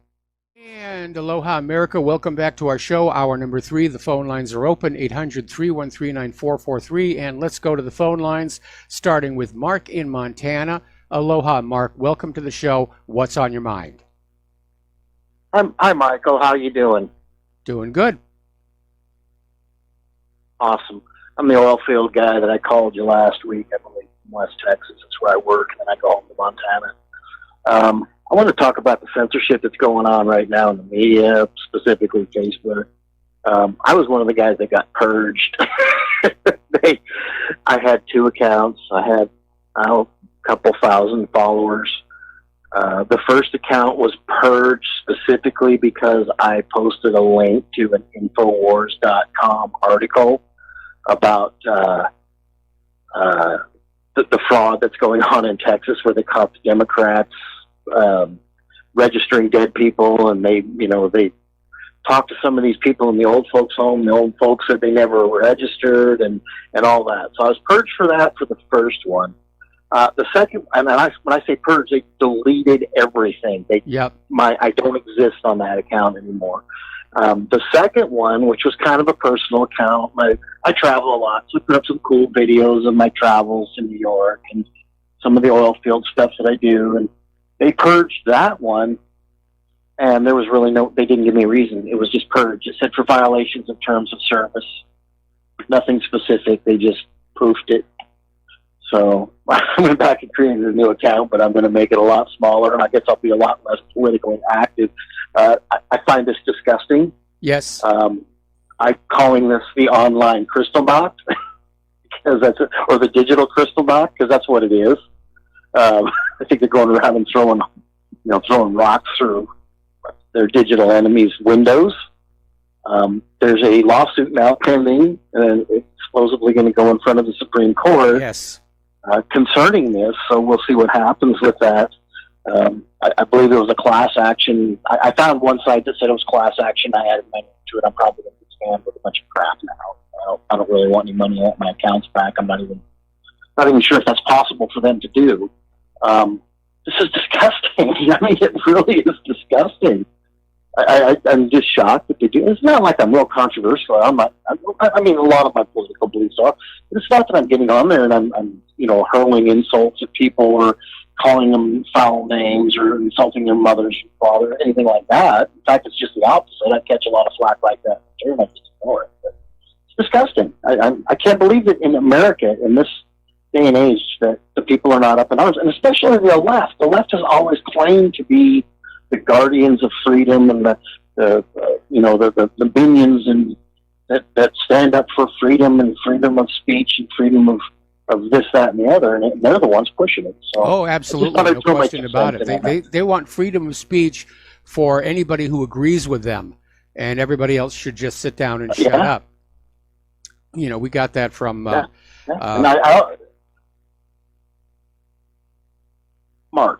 We got that from Hazy, our senator. Was during that whole Kavanaugh hearings. Just you men should just shut up. No, I'm actually a libertarian. I flew home from West Texas to Montana, where I live, and that's no easy prospect, and it's not cheap. And I went home specifically just to cast my ballot. I crossed the lines, and I voted mostly Republican, because of the shoddy way that they treated Kavanaugh and the crap that they're doing in the campaign up there. Montana's kind of under the microscope right now. We've had three visits now. In fact, Donald Trump's up there right now, currently speaking in Missoula, and then his son has come up there quite a bit. So Ryan has been up there a couple of times too. So. We're getting a lot of attention because we have a senator by the name of Kester that's unpopular. He was the deciding vote on the Obamacare fiasco, and he's got a very conservative Montanan running against him. He's going to lose. So we're kind of under the gun. It's very important, and we're a small state. Not a million people, and every vote really does count up there. So.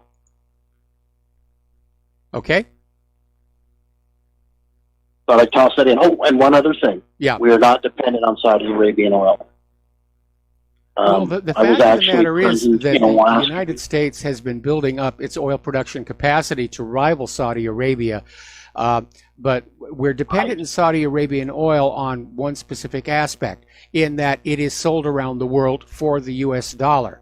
And if this Khashoggi situation escalates, Saudi Arabia could simply say, we're going to drop the petrodollar deal and we're going to sell our oil for whatever currencies the purchasing nations want to use, whether it's the yuan or the ruble or whatever. And that would be a major body blow to our economy. Yeah, I was actually present in Alaska when the first supertanker load of oil went out that was exported and actually went to South Korea. Yes. We have the infrastructure. You wouldn't believe, someday if you ever get a chance and you get the money and you want to come to West Texas, I will take you on a tour that will boggle your mind. You have no idea of you don't stand still too long down here because somebody will Shanghai you and put you to work. They're that short-handed. And these are not low-paying jobs. You're not making minimum wage. You know, there's nobody out here that makes less than $100,000 a year. Wow. And most people like me, I'm in the wrong because line there's no housing here. I work. I'm telling you, I'm a trained archaeologist. You see what I'm doing for a living, but I actually fly down here and I do 2 weeks and live in a little bunkhouse, and then I go home for a week just to get out of it. You couldn't afford to live here if you had to have a house here, but it's unbelievable, the infrastructure that's being built right now. There's new oil discoveries, almost every year, every couple of years here in West Texas. It's Permian Basin, and it's just blowing and going. We are energy independent right now. If somebody overseas wanted to shut the spigot off, start blowing up these super tankers coming into the Gulf of Mexico, that's fine by me because it's going to continue to flow here. So I'll let you go, Michael. I really appreciate you taking my call. I'll keep you updated on what's going on out here, and hopefully the Zuckerberg will end up in prison in a cell next to that pervert from Hollywood. May happen. I mean, there's a lot going on in social media where people are finally standing up to them. Anyway, Dave, we're going to let you go. Thank you for the call. We're going to switch over to Peter in Los Angeles. Aloha, Peter. Welcome to the show. What's on your mind? Peter, are you there? Raise the point. Oh, there you are. Yeah, can you hear me, Mike? I hear you now. Can you hear me? I hear you now. Yeah, I just wanted to raise the point that Saudi Arabia owns both parties, and you remember they were a huge donor to Hillary Clinton. I mean, a huge one. She said she wanted to go to war with Iran, and of course that got all the money they could shovel at her. So they completely. Notice she's not saying a thing. And I agree with your earlier callers that Zuckerberg should be in prison, under the prison. But that's it for me, Mike. I just wanted to make sure everybody knew that Saudi Arabia just virtually bankrolled. They and Soros, the Clinton campaign. Yes.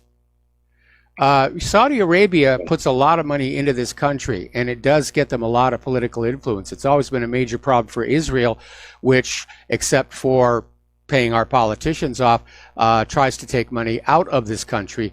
And it's one of the reasons why Israel is constantly trying to undermine Saudi Arabia's image with the American people. Now, I don't know that they had anything to do with Khashoggi, because right now Crown Prince Mohammed bin Salman has been cozying up to Israel and is turning out to be one of their allies now in terms of Israel's plans for the Middle East. But yeah, the Saudis do have a tremendous amount of influence in this country because of the money, because of the petrodollar deal. And it's one of the reasons why I don't think the United States had anything to do with Khashoggi's disappearance. I think it's an internal palace coup trying to put pressure on Mohammed bin Salman to step down from being crown prince. It's not going to work, obviously, but there it is. Okay, so Peter, is that it? I just wanted to say, just to compare, here we have Saudi Arabia that I'm sure kills people, but it pales in comparison to what Israel's been doing. All the Iranian scientists, they kill with their drafty conscript army. They just wholesale murder the unarmed Palestinian protesters by the hundreds, but shoot them down by the thousands. Yes. Remember, they sent a hit team to what was that? Abu Dhabi or somewhere a couple of years back. Remember? Yeah, with stolen passports. And killed a Palestinian. They do it all the time. Nobody says anything about that. Right. So. Yeah, there's a double standard there. And again, I think there's some kind of an agenda behind turning this into a major issue. And it may be to disrupt that economic summit. I don't see the United States as being in a position yet to go to war against Saudi Arabia. I know they're on the list of to be invaded and regime change somewhere down the road, but it's premature at this point.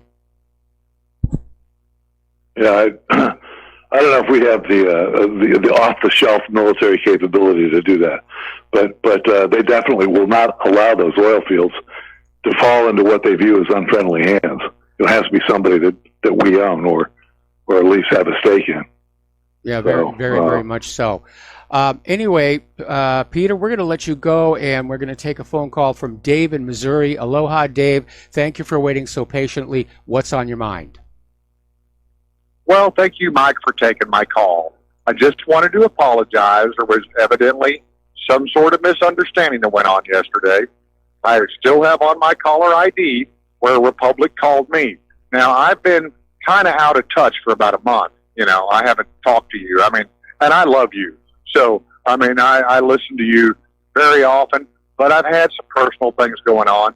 And so for about a month, I've been kind of out of touch and off the radar, which has really been good for Amy and I. You know, sometimes you just got to do that. You got to take a break from this stuff. You get in the crossfire, you know. You can only be under the target so much, you know. So I just want to give kudos to Peter. I second everything he said. But, you know, I'm not that concerned about Saudi Arabia because, I mean, if you think about it, Saudi was nothing but a junk country until oil. And America and our boom is what produced current Saudi Arabia. Now, you know, our war industrial complex, they've taken full advantage of that. McDonnell Douglas, on and on. You know, they love selling military armaments in the Middle East. You know, I mean, the war industrial complex, probably not a more demonic entity on the planet. You know, really not next to my favorite. And so when I called in yesterday, you know, I just happened to hear you catch a little bit of my diatribe, which is buy locally owned, circulate your dollars locally, right? And so I didn't know why Republic called me. I did not, but it's happened twice now. And dude, I've got this on my caller ID. I mean, you know, I talked to John yesterday, and he said, "Oh, you know, there's no outbound call." I don't know how this happens, Mike, but I am not a liar, and I think you know me well enough through this time to know I'm not going to make this up, right? You know, and I can prove it. I mean, it's literally still in my caller ID. Okay, Dave, it's just not that big an issue. It's just not that big an issue. It's a he said, and it's really not. No, it's not. But the thing is that I called in and I heard a little bit of the Chinese thing. Well, that's been my thing all along. You can't carry your money to Walmart, buy it made in China, and think your hometown's going to survive it. Can't do it. And some reason, and maybe it was the way I come off, and I didn't mean it. Brother, I love you. I did not mean it if it come off that way to offend you in any way, because Amy and I love Claire and you, and I think you know that. And I would never do anything to offend your audience. However, I am very passionate about the fact that, you know, if you're carrying your money to buy made in China through Walmart and neglecting your locally owned stores while they die one at a time and your hometown just disintegrates, well, guess who is the problem? That would be you. And you know, that's what I had to say. I mean, and I wasn't even going to say that. I was just calling in to figure out why you guys had called me, you know. But I figured maybe it was some conversation where I have expertise in, and I am an expert in this. I beat Hillary Clinton in Arkansas. I beat Walmart in the Ozarks many times. You know, I'm public enemy number one. I get that. And so I thought maybe, you know, that there was something that you wanted my input on. So I went into my diatribe. Well, maybe I shouldn't have. And I didn't mean to offend you. I do love you. I do love this network, folks. Please support RBN. And you know, as for the rest of this, Mike, man, we are maybe in the craziest times of our life, man. I agree with you on that one. Can you believe we have Donald Trump as president? And the thing about it is that Donald Trump is our hope. Donald Trump, I'm not going to start bashing the boy because, he took $100 million and made a couple billion out of it, right? Wouldn't you like the chance to do that? Wouldn't that be cool? Well, if I had a couple of $1 million, I'd retire. I'll be very honest. I don't need to be a billionaire. It's like I was saying earlier. I'd like enough to be comfortable. I'd like enough to be taking care of Claire in the lifestyle to which I'd like her to become accustomed to. But I don't need to be a billionaire. I don't either. I mean, when you get to that point, it's just that's demonic. I think. When you can't be satisfied with taking care of your own and you need more and more and more and more, and that's all you can do. I mean, to me, at some point, it becomes something extra human, which in my mind is demonic, that's the only way I know how to gauge this. Hey brother, I'm going to cut you loose, but I just want you to know that I do love you. I didn't mean to offend you at all yesterday, and I hope you didn't get offended. But folks, this, and you won't hear this anywhere but here. And this is why I'm one of the most hated men in America. Every dollar you drop on a Walmart counter, 5 to 7 cents, stays in the community through payroll, meaning 93 to 95 cents of every dollar you waste dropping on that counter is immediately exported from your hometown and can't be used to grow wages, to promote locally owned businesses, to support your community, to revitalize your towns. It is lost, and it's gone on for decades. Folks, please shop locally owned by American. And Mike, I love you, and I love RBN, and I'm checking out. All right. Well, thanks an awful lot for the phone call. And no, I was not offended. And I know that John Stadmiller has checked, and I know that our control room technicians have checked.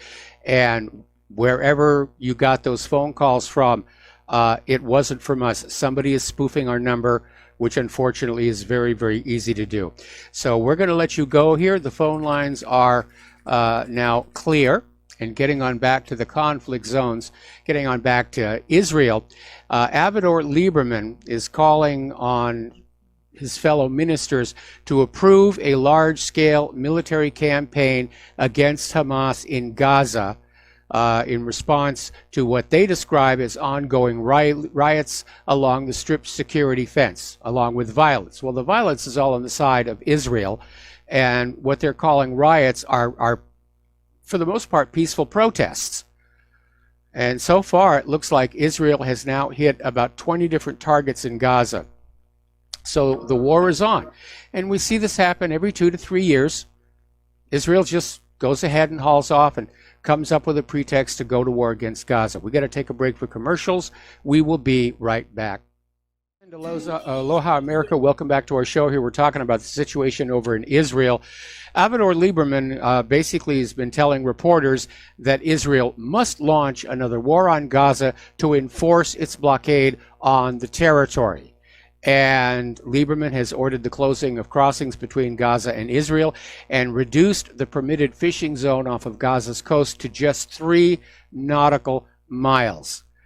Decisions described by the human rights group Geisha as deliberate punishment of the residents of Gaza for no fault of their own. And that's right, collective punishment is a war crime.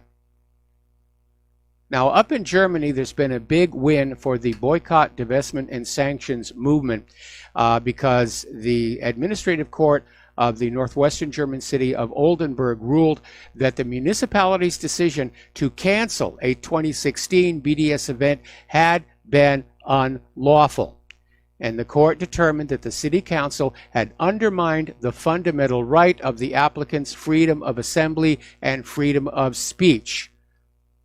And they said the municipality severely interfered with those rights. So there's a little bit of a victory there. There's also been another BDS victory, this one actually in Israel itself. You've probably been hearing about the story of Lara Algassim, 22-year-old student showed up to study in Israel and was detained and locked up because of a supposed past association with a pro-Palestinian group. And apparently she appealed her detention to the Israeli Supreme Court. And they said that, yeah, they can let her into Israel to study. So that one is now over. For those of you who are looking at Beto O'Rourke as a possible member of Congress down there in Texas, he's running as a progressive. He's trying to oust Senator Ted Cruz. But apparently, when he was asked about his stance on Palestine and what's going on there, O'Rourke's campaign described him as a proud advocate of Israel. So it's another Israel firster, and we should not be allowing them into our Congress here. Colonel Larry Wilkerson is out there basically saying that unnecessary wars are hurting our readiness to fight existential wars. Well, from my point of view, all the wars the United States is currently engaged in are unnecessary. They're motivated by greed and the lust for power. None of these nations the United States is waging war on have in any way threatened the United States, other than economically by refusing to use the US dollar. But Wilkerson is pointing out to a fact. Our readiness to fight a major war is in decline. The stockpiles are drawn down. The older weapons are worn out. The new weapons coming on out are basically junk. And if we get into a real shooting war with Russia or China, we're going to be in serious, serious trouble. So let's talk about the economic news here. The Dow tumbled 370 points. Actually, at one point it was down 440. So it's another bad day on the stock markets, and I imagine investors are getting skittish. And basically, the technology and communication services stocks tanked in the midday trade. And that was leading the losses for the broader market. Russia has liquidated nearly all of its holdings of U.S. debt. They're investing their money in gold. Right now, Russian investments in U.S. securities have fallen to just $14 billion. Back in 2011, Russia was one of the largest holders of U.S. debt with a $180 billion investment. And I guess they've just decided that investment is not very good, not attractive anymore, not trustworthy. So they're going back into gold. Story coming out of AntoniusAquinas.com saying that savings, not tariffs, will make America great again. And it's always a good idea to have savings. First of all, to save for things so you don't have to buy them on credit, to have savings in case there's an emergency. Unfortunately, for the vast majority of the American people right now, they're barely making enough just to survive. That's where our economy has descended to. Americans are working harder. They're getting less for that. They don't have money left over for savings. Most Americans don't have savings. So, anyway, I was talking before about how the U.S. is just annoying China between the tariff war, flying warplanes and sending warships through the South China Sea, selling weapons to Taiwan. And now we're getting a little bit of payback because China is saying they may start to ease up on sanctions against North Korea as the trade war is dragging on. Now that's going to really mess things up. We're going to take a break for commercials. We'll be right back. And aloha, America. Welcome back to our show here. So we're talking about China, which is getting a little tired of the United States, is going to start easing up on sanctions against North Korea.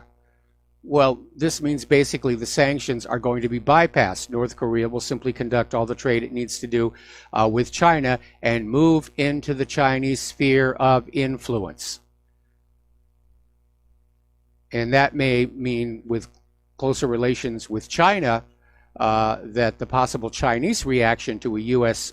invasion of North Korea will have to be taken into account. I still think the two Koreas are going to reunify. They're on that path right now. The U.S. wants to stop it. And I think the only way they can stop it is to stage a coup d'etat against Moon Jae-in and put in a new South Korean leader who will agree to continue the belligerence against North Korea. Meanwhile, China's June soy imports have jumped ahead of tariffs, which means what they're doing is they're buying as much as they can before the tariffs come on in. Okay. More and more countries are dumping U.S. treasuries. China and Japan dumped U.S. treasuries the most in August. Russia's central bank is selling off their treasuries. And I don't know who is buying them. Investors are very worried right now. It may be the Federal Reserve is just creating money out of thin air and buying up all the treasuries, which of course is going to put inflationary pressure on the U.S. dollar and lead to a decline in its value as well. Okay, Victor Davis Hanson came on out basically asking what happened to California. And apparently there is a big problem with their high-speed rail project. Now, a couple of weeks ago, a spokesperson for the high-speed rail was poo-pooing critics of the project and promised that his rail project would provide noticeable dividends in reducing traffic congestion. But as it stands right now, it's probably going to be more expensive to use the rail system than to continue to drive one's own car. And I understand that Agenda 30 will call for a ban on cars. We're having the same problem with our light rail here on the island of Oahu, which, by the way, is being built by the same company as California. It's hideously over budget. It's years behind schedule. There's a grassroots citizens group demanding a full audit to find out where the money went. The rail cars that had already been bought are having to be replaced because the frames are already cracking. Large portions of the track, the padding that cushions the trackway against the uprights is already having to be replaced because it's deteriorating. We actually have candidates running for our local legislature who are campaigning on a platform of ending the rail project, which would leave us with all these unsightly tracks all over this part of the island here. Right now, the state of Hawaii is trying to bring in private investors to save the project financially, but that will mean that they will want to make a profit, which will make using the train more expensive, probably more expensive than staying in your cars. Okay, let's talk about that Honduran mob, if you will. Yesterday we were reporting there's actually video footage of somebody actually handing Hondurans cash and children and encouraging them to join with this caravan, if you will. And apparently there's well over 4,000 people. Donald Trump has threatened Guatemala and Mexico with the cutting off of U.S. financial aid if they don't stop this Honduran migrant mob. This has led to complaints from some of these governments that this represents an attack on their sovereignty. And let's see, I had that here. Nope. Anyway, yeah, both Guatemala and El Salvador are saying this is basically disrespecting their sovereignty as independent nations to do this. Mexico has sent a lot of police to try and interdict this mob, but there are 4,000 of them. Donald Trump is now talking about deploying the U.S. military to the border with Mexico to turn them back. So this is going to get very ugly, and there's probably going to be rioting and conflict along the border. Interestingly enough, Stacey Abrams was caught on tape admitting the Democrat blue wave is based on illegal immigrants voting for them. They're not even trying to hide this. The Democratic Party has gone outlaw. Illegal immigrants are not allowed to vote in our elections.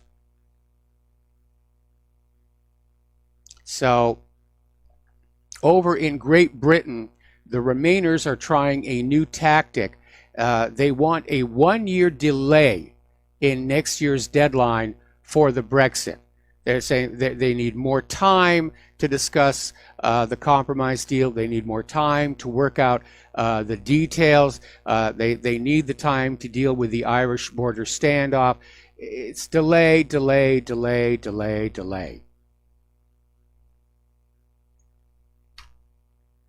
Okay, over in Germany, as you know, the Alternative for Germany party did very well in the recent Bavarian elections. And now the German Secret Service is thinking it's time to put surveillance on the Alternative for Germany party.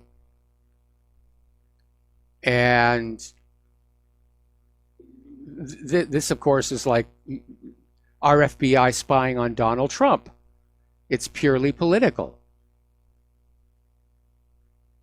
And what they're claiming is that the Alternative for Germany party is potentially anti-constitutional.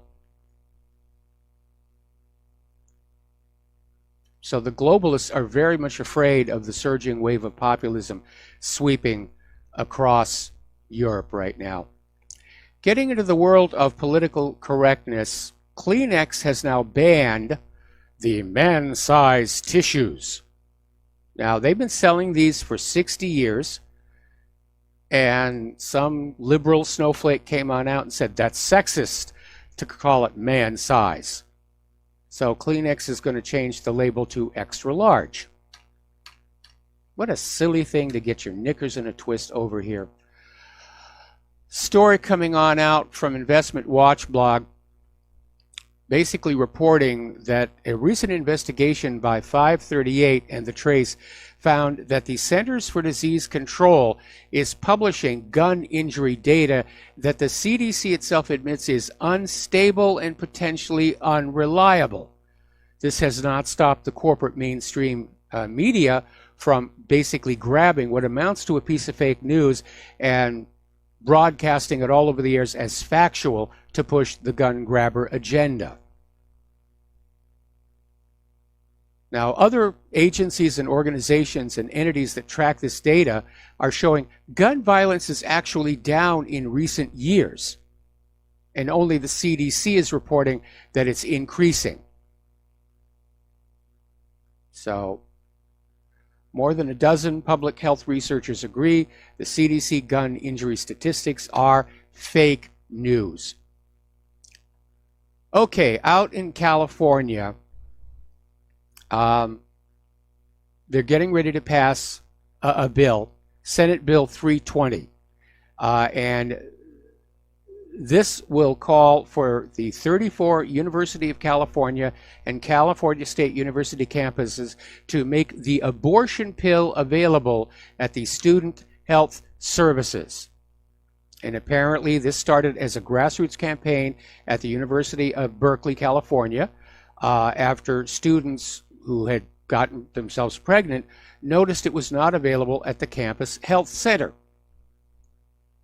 Well, there is such a thing as birth control, and setting aside whether or not a morning after abortion pill is killing somebody or not, because I'm in agreement that at that early stage of the pregnancy, it's not a human being. All of these medications are very harmful to the body. I mean, reproduction is why we exist. that DNA trying to replicate itself into the future, and everything else is just life support for that. And we keep seeing all these stories about anything that is interfering with reproduction, chemically or certain IUDs. It's causing all kinds of other problems. And maybe it's just time to go back to just good old-fashioned condoms and just, ladies, carry them with you. Admit to yourself that, yes, you're going to have sex every once in a while. And also in the world of sexually transmitted diseases, it's definitely a better place, a better way to go here. Birth rates in the United States have now hit a record low. The CDC is reporting drops in birth rate in every part of the countries, averaging 20% declines in the cities and 15% in rural areas. This has happened since 2007. Now, the average age that women have their first child is climbing. It's now 24 years old. And according to Gretchen Livingston, who's a demographer at Pew Research, it's not clear why that dip hasn't started to level off now. Because normally when there's a decline in the birth rate that's driven, for example, like the economy, it will level off and stabilize, but it's still going down. Well, there's another possibility out there that we need to look at, and that's that epicite gene. And for those who don't remember the story, epicite was this genetically modified corn, which if you eat it, it makes it impossible for you to reproduce. It triggers the creation of antibodies that target human sperm. And it was tested in open fields. It was developed with a grant from the U.S. Department of Agriculture. It's now owned by Monsanto. But if that pollen broke into the wild, and by the way, the sharpest population decline is in the Hispanic population, who are the highest per capita consumers of corn. If that pollen broke into the wild, that is a potential extinction level event. Okay, over in Pittsburgh, Pennsylvania, at Seneca Valley High School District, they're facing a lawsuit from a former male student who was kicked out of school and investigated for sexual assault due to a series of false accusations made by female students. And the girls, who are dubbed the Mean Girls in the lawsuit, which is a reference to the 2004 Lindsay Lohan film, admitted on tape they made up the assault story simply because they didn't like the guy and they wanted to get him expelled. And obviously this male student had his life completely derailed. And actually had to have 6 months of probation on the accusation. So yes, women do lie about sexual assault. Just deal with it. We have been talking about our out-of-control police forces, and over in Connecticut, there was a police officer, Hartford police officer Stephen Barone, basically last August stopped a group of males suspected of trespassing on private property. But Barone was heard and caught on tape boasting that if he shot somebody, he would be paid overtime. And then he said that he was trigger happy. He's been fired, fortunately. Now, Ecuador apparently has started restoring internet and phone access to Julian Assange. It's under heavy restrictions. He's allowed to have visitors other than his legal team here. But apparently, Ecuador at one point tried to get Julian Assange to Russia. And they tried to do it by naming him as a political counselor to Ecuador's embassy in Moscow. But the British authorities vetoed his status, which would have left him vulnerable to arrest on the streets here. Facebook is in trouble again. We reported on this yesterday. where advertisers are suing Facebook for vastly inflating metrics for a year before it was publicly disclosed in 2016. And Facebook was simply overrepresenting how long people were looking at advertising videos by 900%. And the advertisers are saying that, yes, they spent a lot more money on Facebook ads than they should have had to, based on the flawed metrics. Apparently, Apple stores are under fire for overcharging for simple repairs. And again, Apple itself is once again dealing with this battery slowdown scandal, where Apple insists it's designed to maximize the life of the battery, but consumers are saying it's just Apple trying to encourage people to get the new Apple 10 or the Apple X, whichever we want to call it. Now, you know about the Women's March, and it was basically, being ginned up, the Women's March. It turns out that a lot of the Facebook pages for the Women's March were being run from Bangladesh. And there were 1,700 separate Facebook pages designed to look like they were run by the local Women's March organizers, and they were set up basically to sell T-shirts. Lots and lots of T-shirts. So somebody in Bangladesh was being very, very clever here. Now, despite the request from the FBI not to discuss the source of the Facebook hack, Facebook has gone public saying that it appears that it was done by spammers looking to get money through deceptive advertising rather than a foreign state. So we're going to take another break for commercials, back with the last segment of our program after these few words. And aloha America, welcome back to our show and our last segment of the program today on this Thursday. And we're starting to see a lot of these Silicon Valley giants go after each other. And one of the latest is that eBay has now sued Amazon.com, claiming that Amazon infiltrated eBay's internal email system in order to recruit high-value sellers. So basically, people will sell on either eBay or Amazon. eBay and Amazon obviously make money off of these sales. So basically, Amazon was poaching the high-volume, high-value sellers off of eBay. And according to the complaint filed in state court in San Jose, California, Amazon's illegal efforts appear to be part of a larger pattern of aggressive, unscrupulous conduct. Now, Amazon, through a spokeswoman, declined to comment. The company said it was investigating eBay's allegations,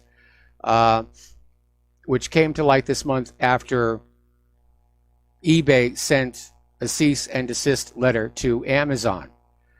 Now, eBay has accused Amazon of poaching sellers on its site around the world by infiltrating and using eBay's member-to-member email system.